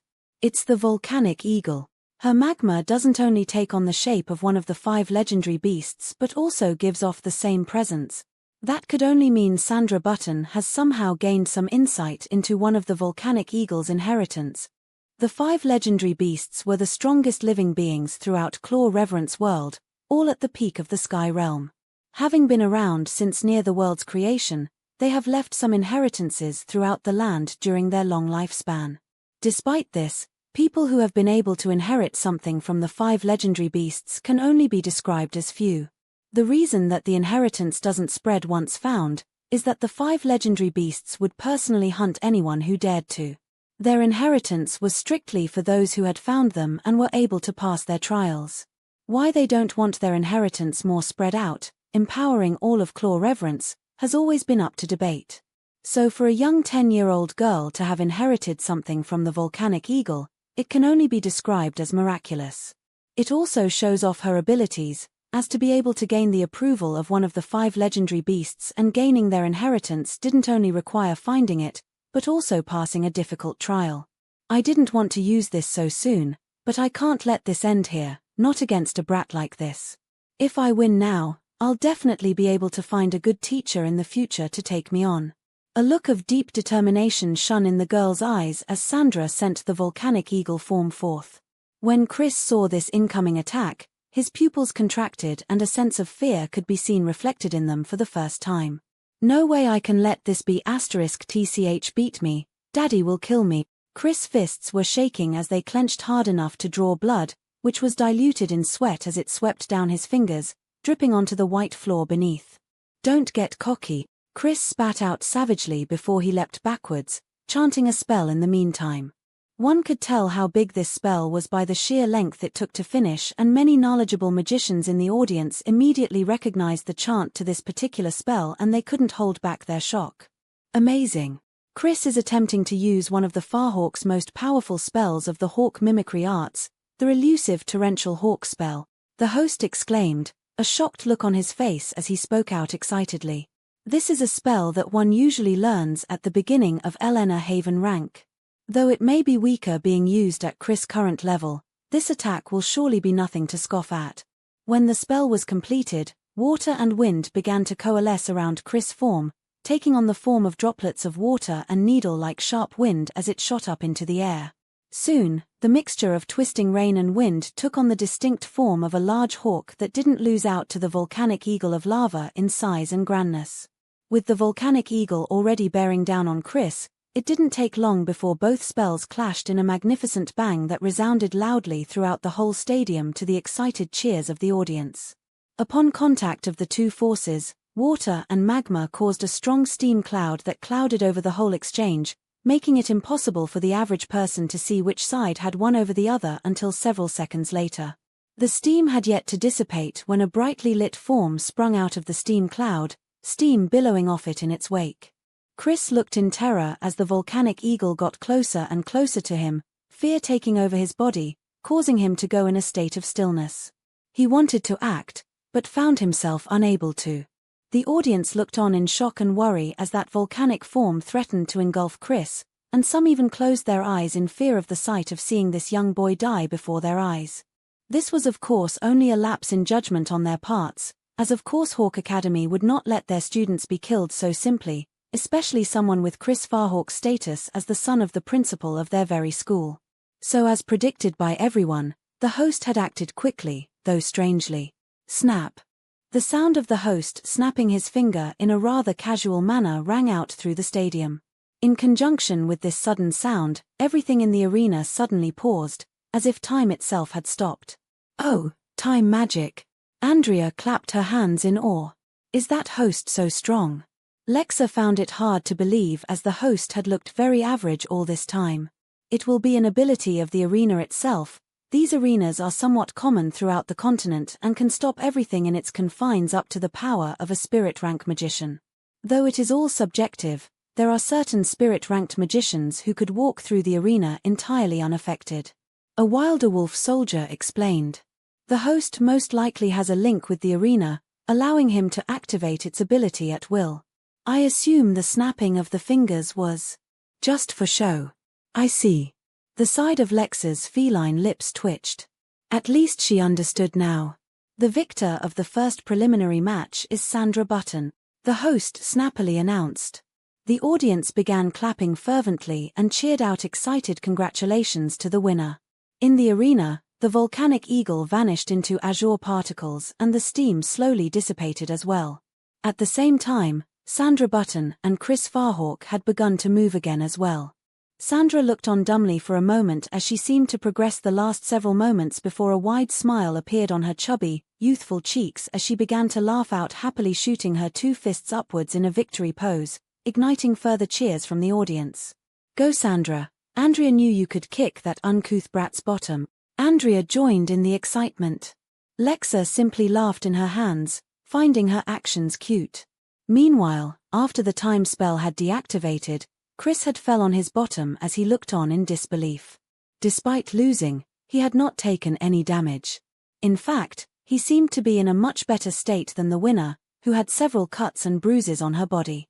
Snapping out of his dazed state, Chris quickly became indignant as he cried out, "I demand a rematch." Chapter 65, The Soaring Hawk Magician. When those words rang out, the stadium suddenly became quiet until the sounds of several whispers could be heard. Inside the arena, Chris was glaring at Sandra with vicious eyes. In return, she gave him a glare of her own. By the side of the arena, the host turned to Chris with a displeased look. To question the victory of the match was to question his judgment. Plus, this was a clear victory that anyone could call. What was the purpose of a rematch? Why should there be a rematch? Don't think just because you hold a high status that you can just have your way, turning defeat into victory at your whim, the host asked with a hostile glare. Several people in the audience nodded their agreement to those words, including Andrea, who took great pleasure in the brat's scolding. Unperturbed by several glaring eyes, Chris Farhawk pointed hatefully at Sandra as he growled, "There's no way I would have lost if she hadn't viciously hidden such a trump card.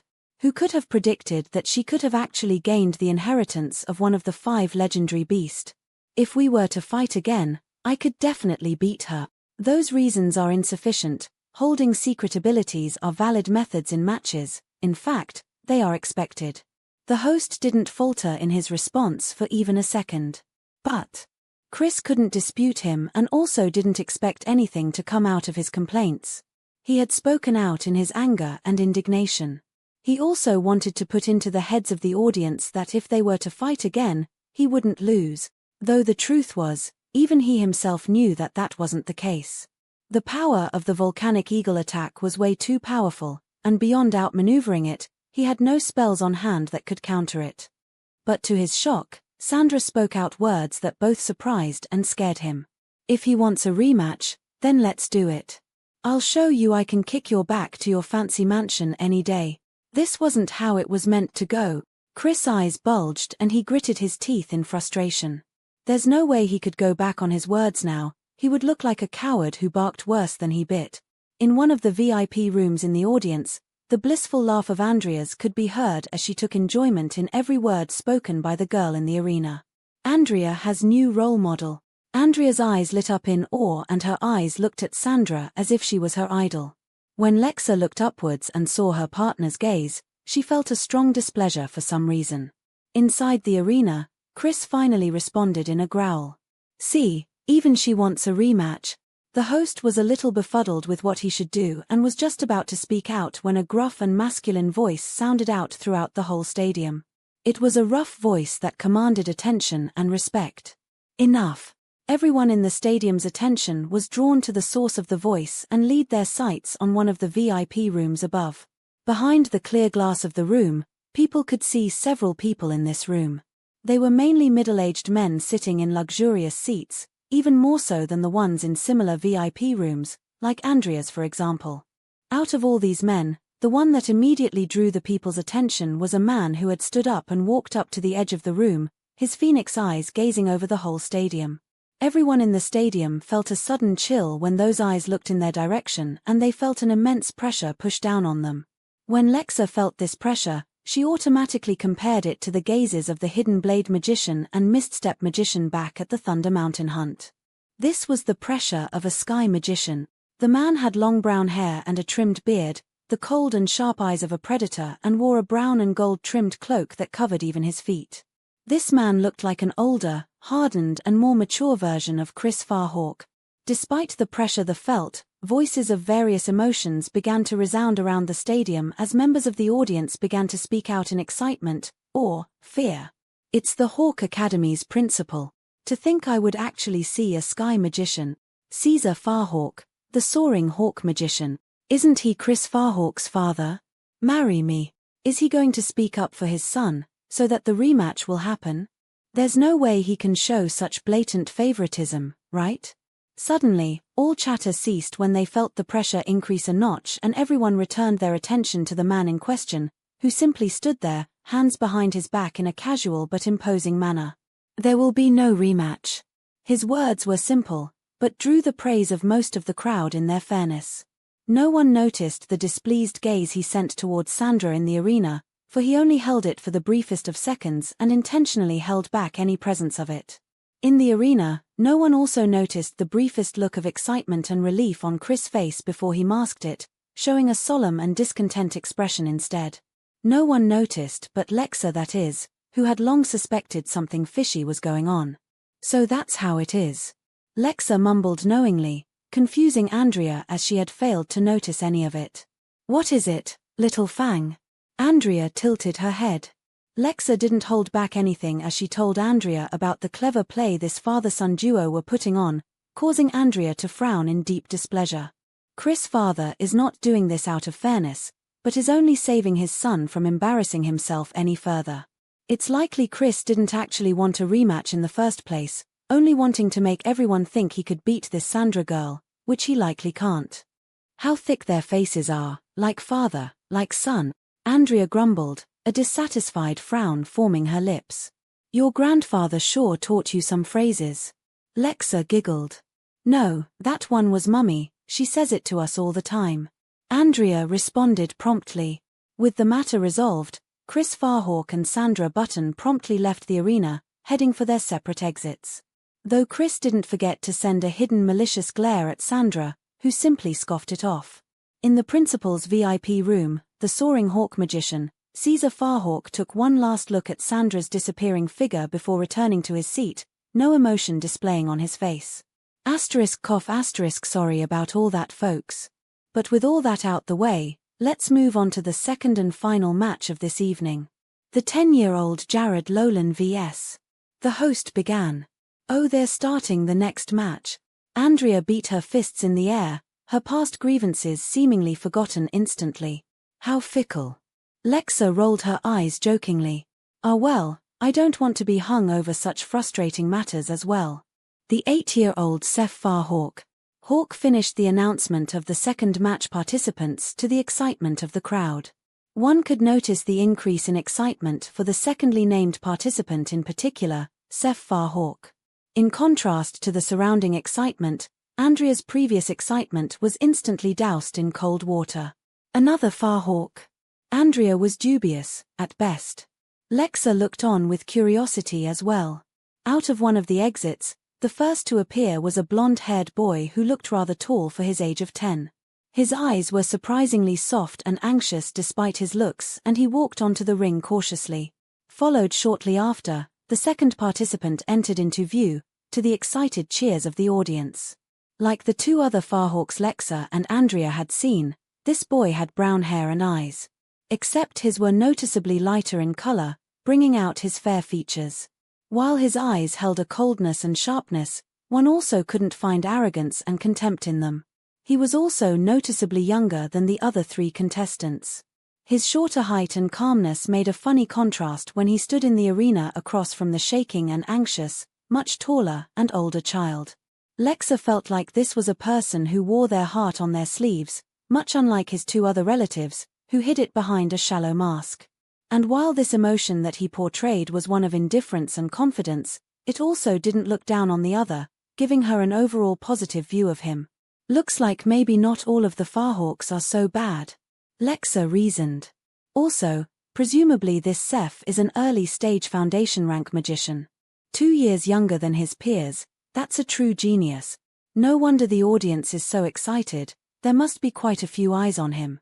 Andrea still prefers opponent, look at him shaking. It's so cute. Andrea pointed at the taller child standing on the arena, Jared Lolan, as she giggled. His shaking was like an adorable overgrown pup. It's a good thing he can't hear you, else he'd really faint from embarrassment. Lexa shook her head and laughed lightly. In the arena, as the two participants were readying up, Seth Farhawk surprisingly spoke some encouraging, if not arrogant words towards the shaking opponent across from him. Jared, don't worry about anything and just try your best. All you need to do is show off some of your best moves and it will be sufficient, Don't worry about losing. Jared knew Seth quite a bit and knew this was just his way of talking, and took no offense towards his confidence in winning the match, simply responding instead with a smile, his shaking calming somewhat. Thanks. When Caesar Farhawk heard these words with his enhanced hearing, he sneered before quickly resuming his usual emotionless expression. Seth Farhawk was the fifth young master of the Farhawk family and the second son of the head of the Farhawk family, and Caesar Farhawk's brother, the Inferno Hawk magician Stephen Farhawk. Chapter 66, Sportsmanship. Let the second match begin. The host's voice resounded around the large stadium and was closely followed by the sound of the eager cheering of the audience. Shockingly, it was the anxious and nervous-looking Jared who charged forth first, barging forward like a rocket, his each step shaking the ground. Looks like his physical strength is quite frightening. Lexa couldn't help but be surprised. The only other magician she could compare this boy to was Uncle Kill, though the boy's strength was obviously not on the same level. On the other side of the arena, Seth Farhawk looked on at the quickly incoming attacker with a calm exterior. Narrowing his eyes, he began to chant a spell that was quickly completed. 5 flaming sparks appeared around his body, lighting up and taking on the form of 5 birds before they shot off towards his opponent. A simple but effective move. Not daring to underestimate these small flames coming at him at great velocity, Jared was forced to slow down his pace as he moved to maneuver around the fiery birds. Chanting a spell of his own, solid rocks began to slither like liquid as it formed around his 2 fists, taking on the shape of a sturdy pair of gloves. Seth had already begun chanting his next spell amidst all this, and he had just finished it as Jared was getting closer and closer in range. This spell was much larger than the previous one, and when released, orange flames lit up behind his back and jutted outwards as they began to coalesce around his 2 arms until eventually taking on the shape of fiery wing. Jared's eyes flashed knowingly when he saw this, but he didn't react otherwise, not holding back in throwing a strong right fist towards Seth Farhawk's direction, the power of earth empowering his fist and an azure glow pulsing around it, signaling the further empowerment of aura. This was a punch not to be taken lightly. With arms crossed, the fiery wings enveloping Seph's arms combined as they changed form, turning into a sort of barrier. Lexa was shocked as she actually knew of this spell somewhat, only that it was in a different form. The barrier form of these fiery wings was rather similar to one of the spells available in her own Crimson Iris bangle, the Crimson Glaze spell, which would coat the user in a burning hot barrier. The only difference here was that Seph's version only covered his arms, but at the same time, it was only one feature of this ongoing spell of his, so it couldn't be said to be weaker than her Crimson Iris bangle's Crimson Glaze spell. Both sides having activated their individual moves, the only thing left was for the 2 to clash. Bang! Jared's fist made contact with the fiery wings barrier and the sound emitted due to the clash resounded throughout the large stadium. At first appearance, the clash seemed to be a draw as neither side seemed to get one over the other. While Seph's barrier was still standing strong, Jared's rock-empowered fists were also in perfect shape. However, after several seconds of Jared trying to break through this barrier with brute strength alone, people looked in surprise as Jared suddenly leapt backwards as he cried out in pain. The heat of the barrier had passed through the rock covering his fist, burning his skin. Seems like I can't get through those damned wings of yours with my usual methods. Jared grumbled. Now that he was fully concentrated on the battle, it seemed his nerves were long gone. As to be expected by the magical art created by the head of the Farhawk family, the Inferno Hawk arts is truly a magnificent sight. The host praised. I thought his magical art looked different from the one used by Chris Farhawk. It would seem this Seth Farhawk has been learning the art personally crafted by his father. Lexa was quite impressed with this Inferno Hawk art so far and looked forward to what else it had up its sleeve. She was also interested to see how Jared Lolan would break or maneuver around those flaming wings of Seph's. After a deep breath, Jared's eyes narrowed in concentration and he began to chant his next spell. Seph didn't react at all, simply holding a martial pose, those flaming wings flickering in a melodious rhythm, looking threatening and majestic in contrast to his small form. On completion of his spell, the rocks covering Jared's 2 fists suddenly went through a drastic transformation as it slowly mutated into a dark metallic form. It not only changed into the more solid metal material, but enlarged greatly until they were double the width of his arms in diameter. They also held several runes which lit up in an azure glow. The dark metallic gloves gave off a large clang as he touched fists. The weight and strength of these metallic gloves could only be imagined. Let's see how these work. Jared Lowland shot forward once more, his right fist wound back in preparation for its powerful release. Bang! In repeat of the scene from before, Jared's fist met the solid frame of the fiery wings barrier. But in contrast to that time, a noticeable crack appeared in Seph's wings. Noticing this, Jared didn't hold back the grin forming his lips, not letting up on his strength for a second. Seph meanwhile showed off a strong front, but his arms were shaking as he held off the strength of this punch which felt like a 2-ton boulder crashing down upon him. The destruction of his spell was inevitable at this rate, so he transformed those fiery wings into their normal state without hesitation. With no barrier holding him back anymore, Jared's fist proceeded forth, threatening to strike Seph straight in his face. Click! Seph clicked his fingers, quickly forming a spark of fire which assaulted Jared's eyes. This attack would do nothing to damage him, but it was successful in its goal. Blinding him. With his opponent unable to see him, thus not being able to redirect his punch accurately, Seph quickly acted when he had the chance. With lithe footsteps, he maneuvered under the incoming punch of his opponent and with his left arm, directly struck Jared in the side of his stomach with the fiery wing, which seemed to sharpen at its edge, causing a cut to form on Jared's body. Jared let out a guttural cry as he felt the sharp pain of being cut piled with the aching pain of burning surrounding it. Forcing his eyes open, he used aura to quickly revive his sight so that he could act against Seph immediately.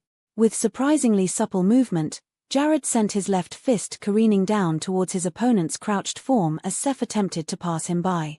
Unfortunately, his punch was too late and Seph was already behind him leaping to create some distance, his punch only blasting apart the ground below with the force of his strike. Understanding the abilities of his opponent, Jared knew if he let Seph recover, he was truly doomed. He couldn't let him escape so easily. No time to cast a spell, can only push myself to the limit. Clenching his teeth, Jared spun his body, sending his right fist swinging backwards with built-up momentum. The fist was just seconds from striking the fleeing Seph when he shockingly vanished. The grin that was forming on Jared's lips as his fist got closer and closer was instantly doused in cold water. He instantly knew what had happened, that fleeing Seph was only an illusion created by magic. But I didn't hear him chanting. A chantless illusion. How formidable. Jared could only sigh in defeat. In the end, his loss was his own fault. If he had not been so caught up in other matters and paid more attention, he could have easily figured out the other party was but an illusion through various methods. It was only that he had never heard of Seph practicing illusion magic. Though he should have known that most magicians study a bunch of miscellaneous spells, only to be brought out at the right occasions. The victor of the second preliminary match is Seph Farhawk. The unprepared host's voice announced the end of the battle. In the audience, while they had a better view of the last several seconds, they still also found it difficult to follow what had just exactly happened, as it had all happened too quickly. In the arena, Seph had been holding his inflamed arms hovering over the back of Jared's neck. Time hadn't stopped as he had stopped his momentum himself. With his victory announced, he lowered his arms, the flaming wings dissipating in the meanwhile. It was only at this time did the audience suddenly erupt into applause and shouts of congratulations, with Andrea joining in too. Andrea's a little sad the big pup lost, but Hawkboy was pretty okay, for a Farhawk. Andrea clapped her hands in rhythm with the audience. Now the big guy will really faint if he heard you calling him Big Pup. The side of Lex's feline mouth twitched. Back in the arena. Surprisingly, Seph was breathing a little heavily. Did you use up a lot of aura on that sea chantless spell? Jared asked as turned to face him. He had begun to shake nervously once more now that the match was over. He could constantly feel the thousands of gazes on him, making him incredibly anxious and nervous. Yeah. It took a lot out of me. More than I thought it would. Seph's voice was a little croaky, seemingly due to how little he talks. But it was soft and humble. Just as the two were talking, Seph suddenly stumbles, nearly falling to the floor if he were not caught in Jared's hands. Slinging his arm around his side, He crouched down to match his height. We're both pretty beat up. Why don't we help each other out? Jared gave him a bright smile. Looking at that expression for several seconds, Seth eventually hummed and nodded in agreement. Holding each other up, the two stumbled out of the arena to the cheers of the audience. Behind them, the host praised their sportsmanship. It had become quite late in the day when the semi-finals of the Hawk Academy Youth Tournament finally came to an end. In the end, one of the biggest topics besides the excitement of who will win in the finals, was a topic comparing the two Farhawk brothers. Both in their abilities and personalities. Needless to say, Chris and Caesar's hatred for the main branch of the Farhawk family didn't improve this night. Chapter 67, Andrea's Studies. Walking through the busy streets of the city, the setting sun cast a dull glow through the land, allowing Andrea and Lexa to bask in its soft warmth for a little longer. As they got closer to the Golden Cloud Inn to settle for the night, Andrea was beginning to let out consecutive yawns and tiredness could be seen in her drooping eyelids. Lexa snuggled into her, trying to pass her some warmth. "Young miss, would you like to be carried the rest of the way?" one of the Wilderwolf soldiers offered. Andrea stopped her feet and tilted her head thoughtfully for a moment before humming a nod. She couldn't hold out much longer. Still holding Lexa in her hands, the Wilderwolf soldier gently lifted her up, resting her comfortably in his hands. Her tiredness seemed to take over her quickly, and she nuzzled her head into the man's neck as her eyes closed. The man carrying her smiled warmly. Their young miss was so cute. The surrounding Wilderwolf soldiers looked at the one carrying their young miss with narrowed and jealous eyes. They all wished they could have been the one to offer to carry the young miss first. They could only hold back their jealousy though and begrudgingly follow behind them as they continued on their way to the Golden Cloud Inn. They did not want to wake her up after all. Lexa rolled her eyes at their antics. Weren't these people battle-hardened warriors? Shouldn't they be cold and emotionless? It would seem even soldiers succumb to cuteness. Maybe this is a tactic I could use in the future. Lexa mused in all seriousness. By the time they returned to the Golden Cloud Inn, Andrea was already fully asleep, so the man carrying her simply took her to her room and tucked her into bed. Lexa was locked in her arms the whole time, and gave the man a thankful meow tilde before he left. Tucked comfortably in Andrea's arms, Lexa found sleep beckoning her quickly as well. It took only a few minutes before she finally fell into a peaceful slumber. Morning of the next day, Lexa awoke to the feeling of something pushing into her side and the sound of a mumbled voice which her half-awake state couldn't make out. "Wake up, little Fang." Andrea pouted. "If you don't wake up, Andrea will call you Little Fang forever." "Oh, is it morning already?" Lexa yawned as she shot up instantly. She didn't have the energy to bicker, only following the girl's whims begrudgingly. Andrea was sitting on the edge of the bed and was now stroking her fur. Unable to take it any longer, Lexa complained.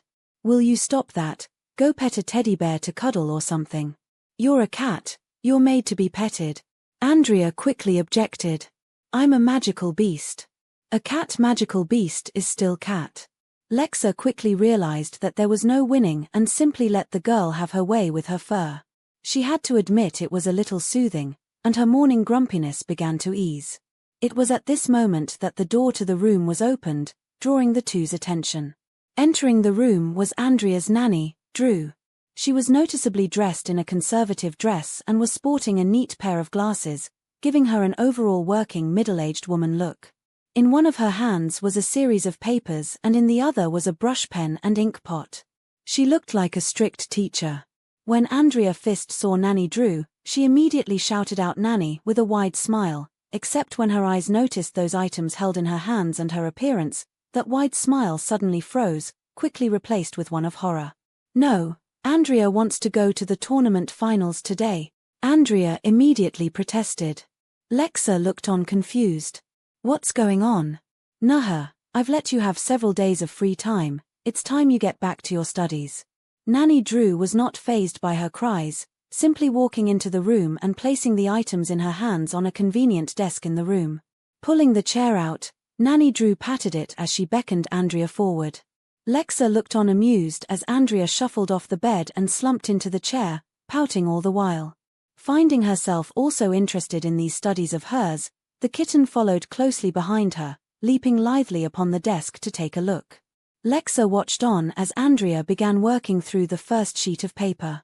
Though Lexa couldn't understand a word written on it, from the brief conversations from Andrea and the nanny, she garnered that it was a test of her literacy. Lexa was pretty surprised as the words written on the page were not little, especially as a test for a 4-year-old child. Though she couldn't read, she could tell this much from her vague knowledge. 2 hours passed as Lexa watched Andrea work, completing one piece of paper after the other. The nanny at her side observed and helped every now and then, but mostly left her to her own devices, only reading over her answers once she was done with a page. It was now evening and Lexa had transitioned from watching Andrea too lying down, cultivating in the meanwhile. She still felt that her breakthrough was so close, but also so far at the same time, with no improvement made as of yet. She could only consistently put in the effort.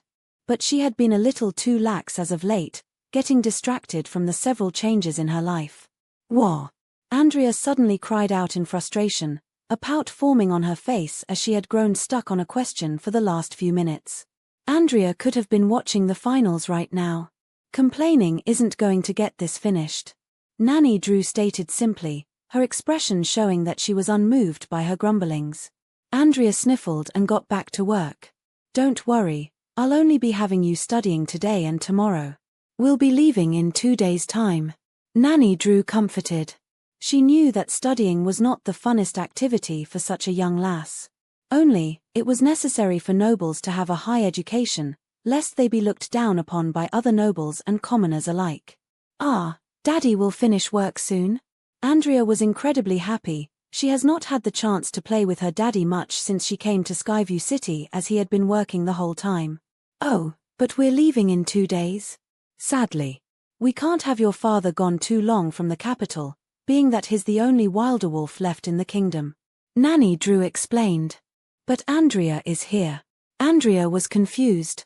"Cute, but not what I meant. Your father needs to return to his post as the head of the Falsio military. You, young miss, are way too young to take on such responsibilities." Nanny Drew giggled as she poked Andrea's nose, to the girl's displeasure. "That hurts."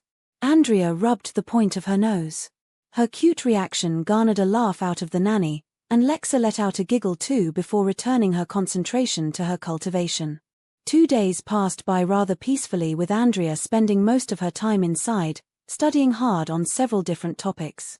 The topics ranged from mundane things like literacy, history, math to topics on the basics of magic, the elements, and other interesting topics relating to magic. Lexa took several breaks out of her cultivation process to concentrate on the teaching of the nanny, before eventually joining in the lesson truly. Nanny Drew was very welcoming to the new student, as the little kitten was much more cooperative than her true student. Andrea liked it too, as it meant Nanny Drew's attention wasn't always on her, freeing her from several nagging rants out of the frustrated woman. Nanny Drew noticed this but could only sigh. She was only thankful that whenever her lessons had anything to do with magic, the girl's rebellious personality would instantly crumble into one of deep interest. If only she could be like that with the other subjects. At least the kitten seemed interested in literacy and the like, though she could only teach her the basics, such as the alphabet and a few words due her being illiterate. Nanny Drew was quite surprised at her quick learning speed, however. By the end of the 2 days, she had learned more than a few dozen words that she could string into the most basic of sentences, and she had memorized the alphabet completely. It would seem her physical appearance isn't a good reflection of her proper maturity. Nanny Drew noted down internally. On the morning when the 2 days had passed, Alexander finally returned from his work and he awoke Andrea and Lexa early so they could prepare to set off. They were finally heading off to the capital of Falsio, Falcon City. Chapter 68, Setting Off for the Capital. It was a dreary morning with grey clouds casting a shadow over the land. At the south gate of Skyview City, several people were lining up to leave the city. The stringent guards inspected one by one, checking the people for any misdeeds and comparing faces to the large bundle of wanted posters held in their hands. Beyond the gates, just outside of the city, a newly arrived carriage exited the city, followed closely by another, for 2 in total. Surrounding these 2 carriages were several horsemen with various weapons attached to their back or waist. On their chest was emblazoned the distinct symbol of a howling wolf. From the frontmost carriage, the bell-like laughter of a little girl could be heard. "Stop it, Daddy. Andrea can't handle any more," Andrea cried out amidst her laughter. She was in the middle of being ruthlessly tickled by Alexander. "Andrea won't sleep no more, we'll keep Daddy company. Good girl." Alexander smiled victoriously. It had been so long since he had time to spend with his daughter and she wanted to sleep the time away. Not happening. Andrea was thoroughly awake now and she continued talking and playing with her daddy while sitting by his side. Across from them, Lexa was curled into a comfy ball, her eyes rolling at the cheesy display in front of her.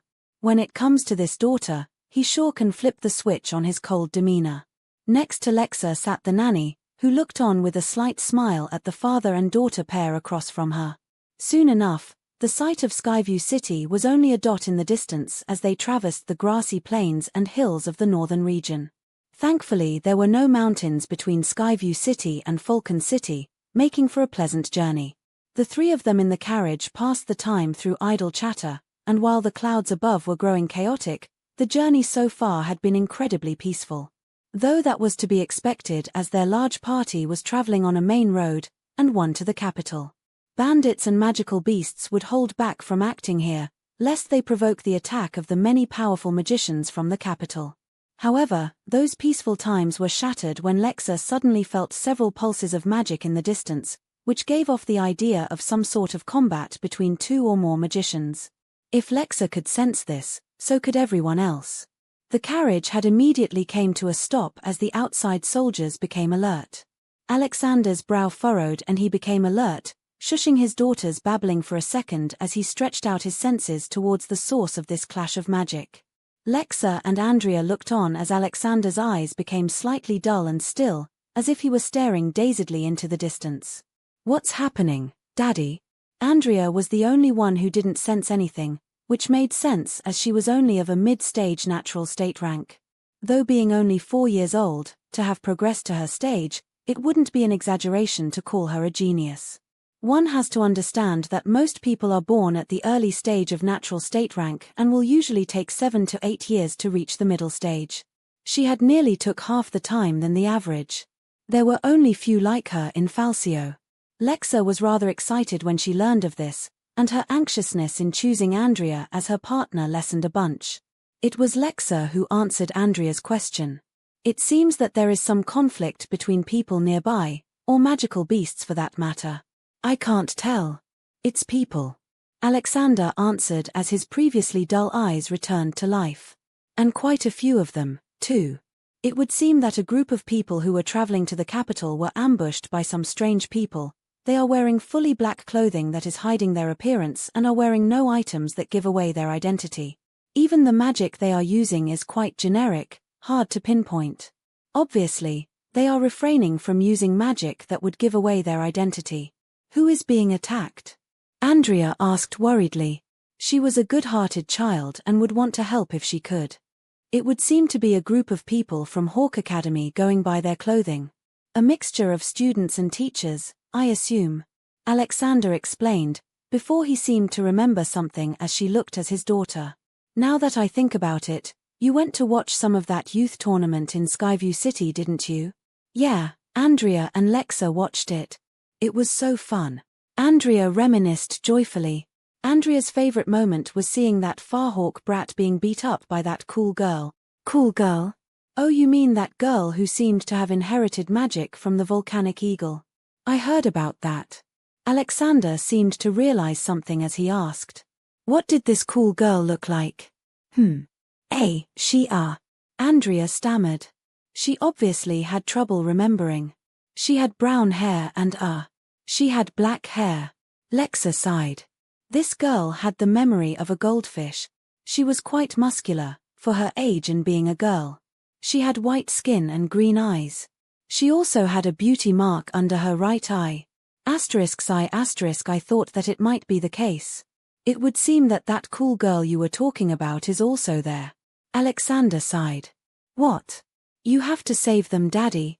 Andrea was even more worried. She had grown to really like this Sandra Button, mainly for beating up Chris Farhawk. It was rather easy to get in Andrea's good book. Don't worry. Your old daddy was going to act either way. Alexander ruffled her hair, causing her to pout. He had ruined her neatly brushed hair.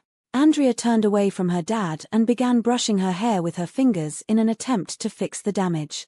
Alexander just laughed joyfully before opening the curtains of the carriage, giving orders for the soldiers to lead them in the direction of the conflict, which was a little ways off the path and beyond the incline of a large hill. Lexa was rather excited. Maybe this fight can help me get some inspiration. Maybe I'll finally be able to reach major magical beast rank. My cultivation difficulties may be due to my lack of experience after all.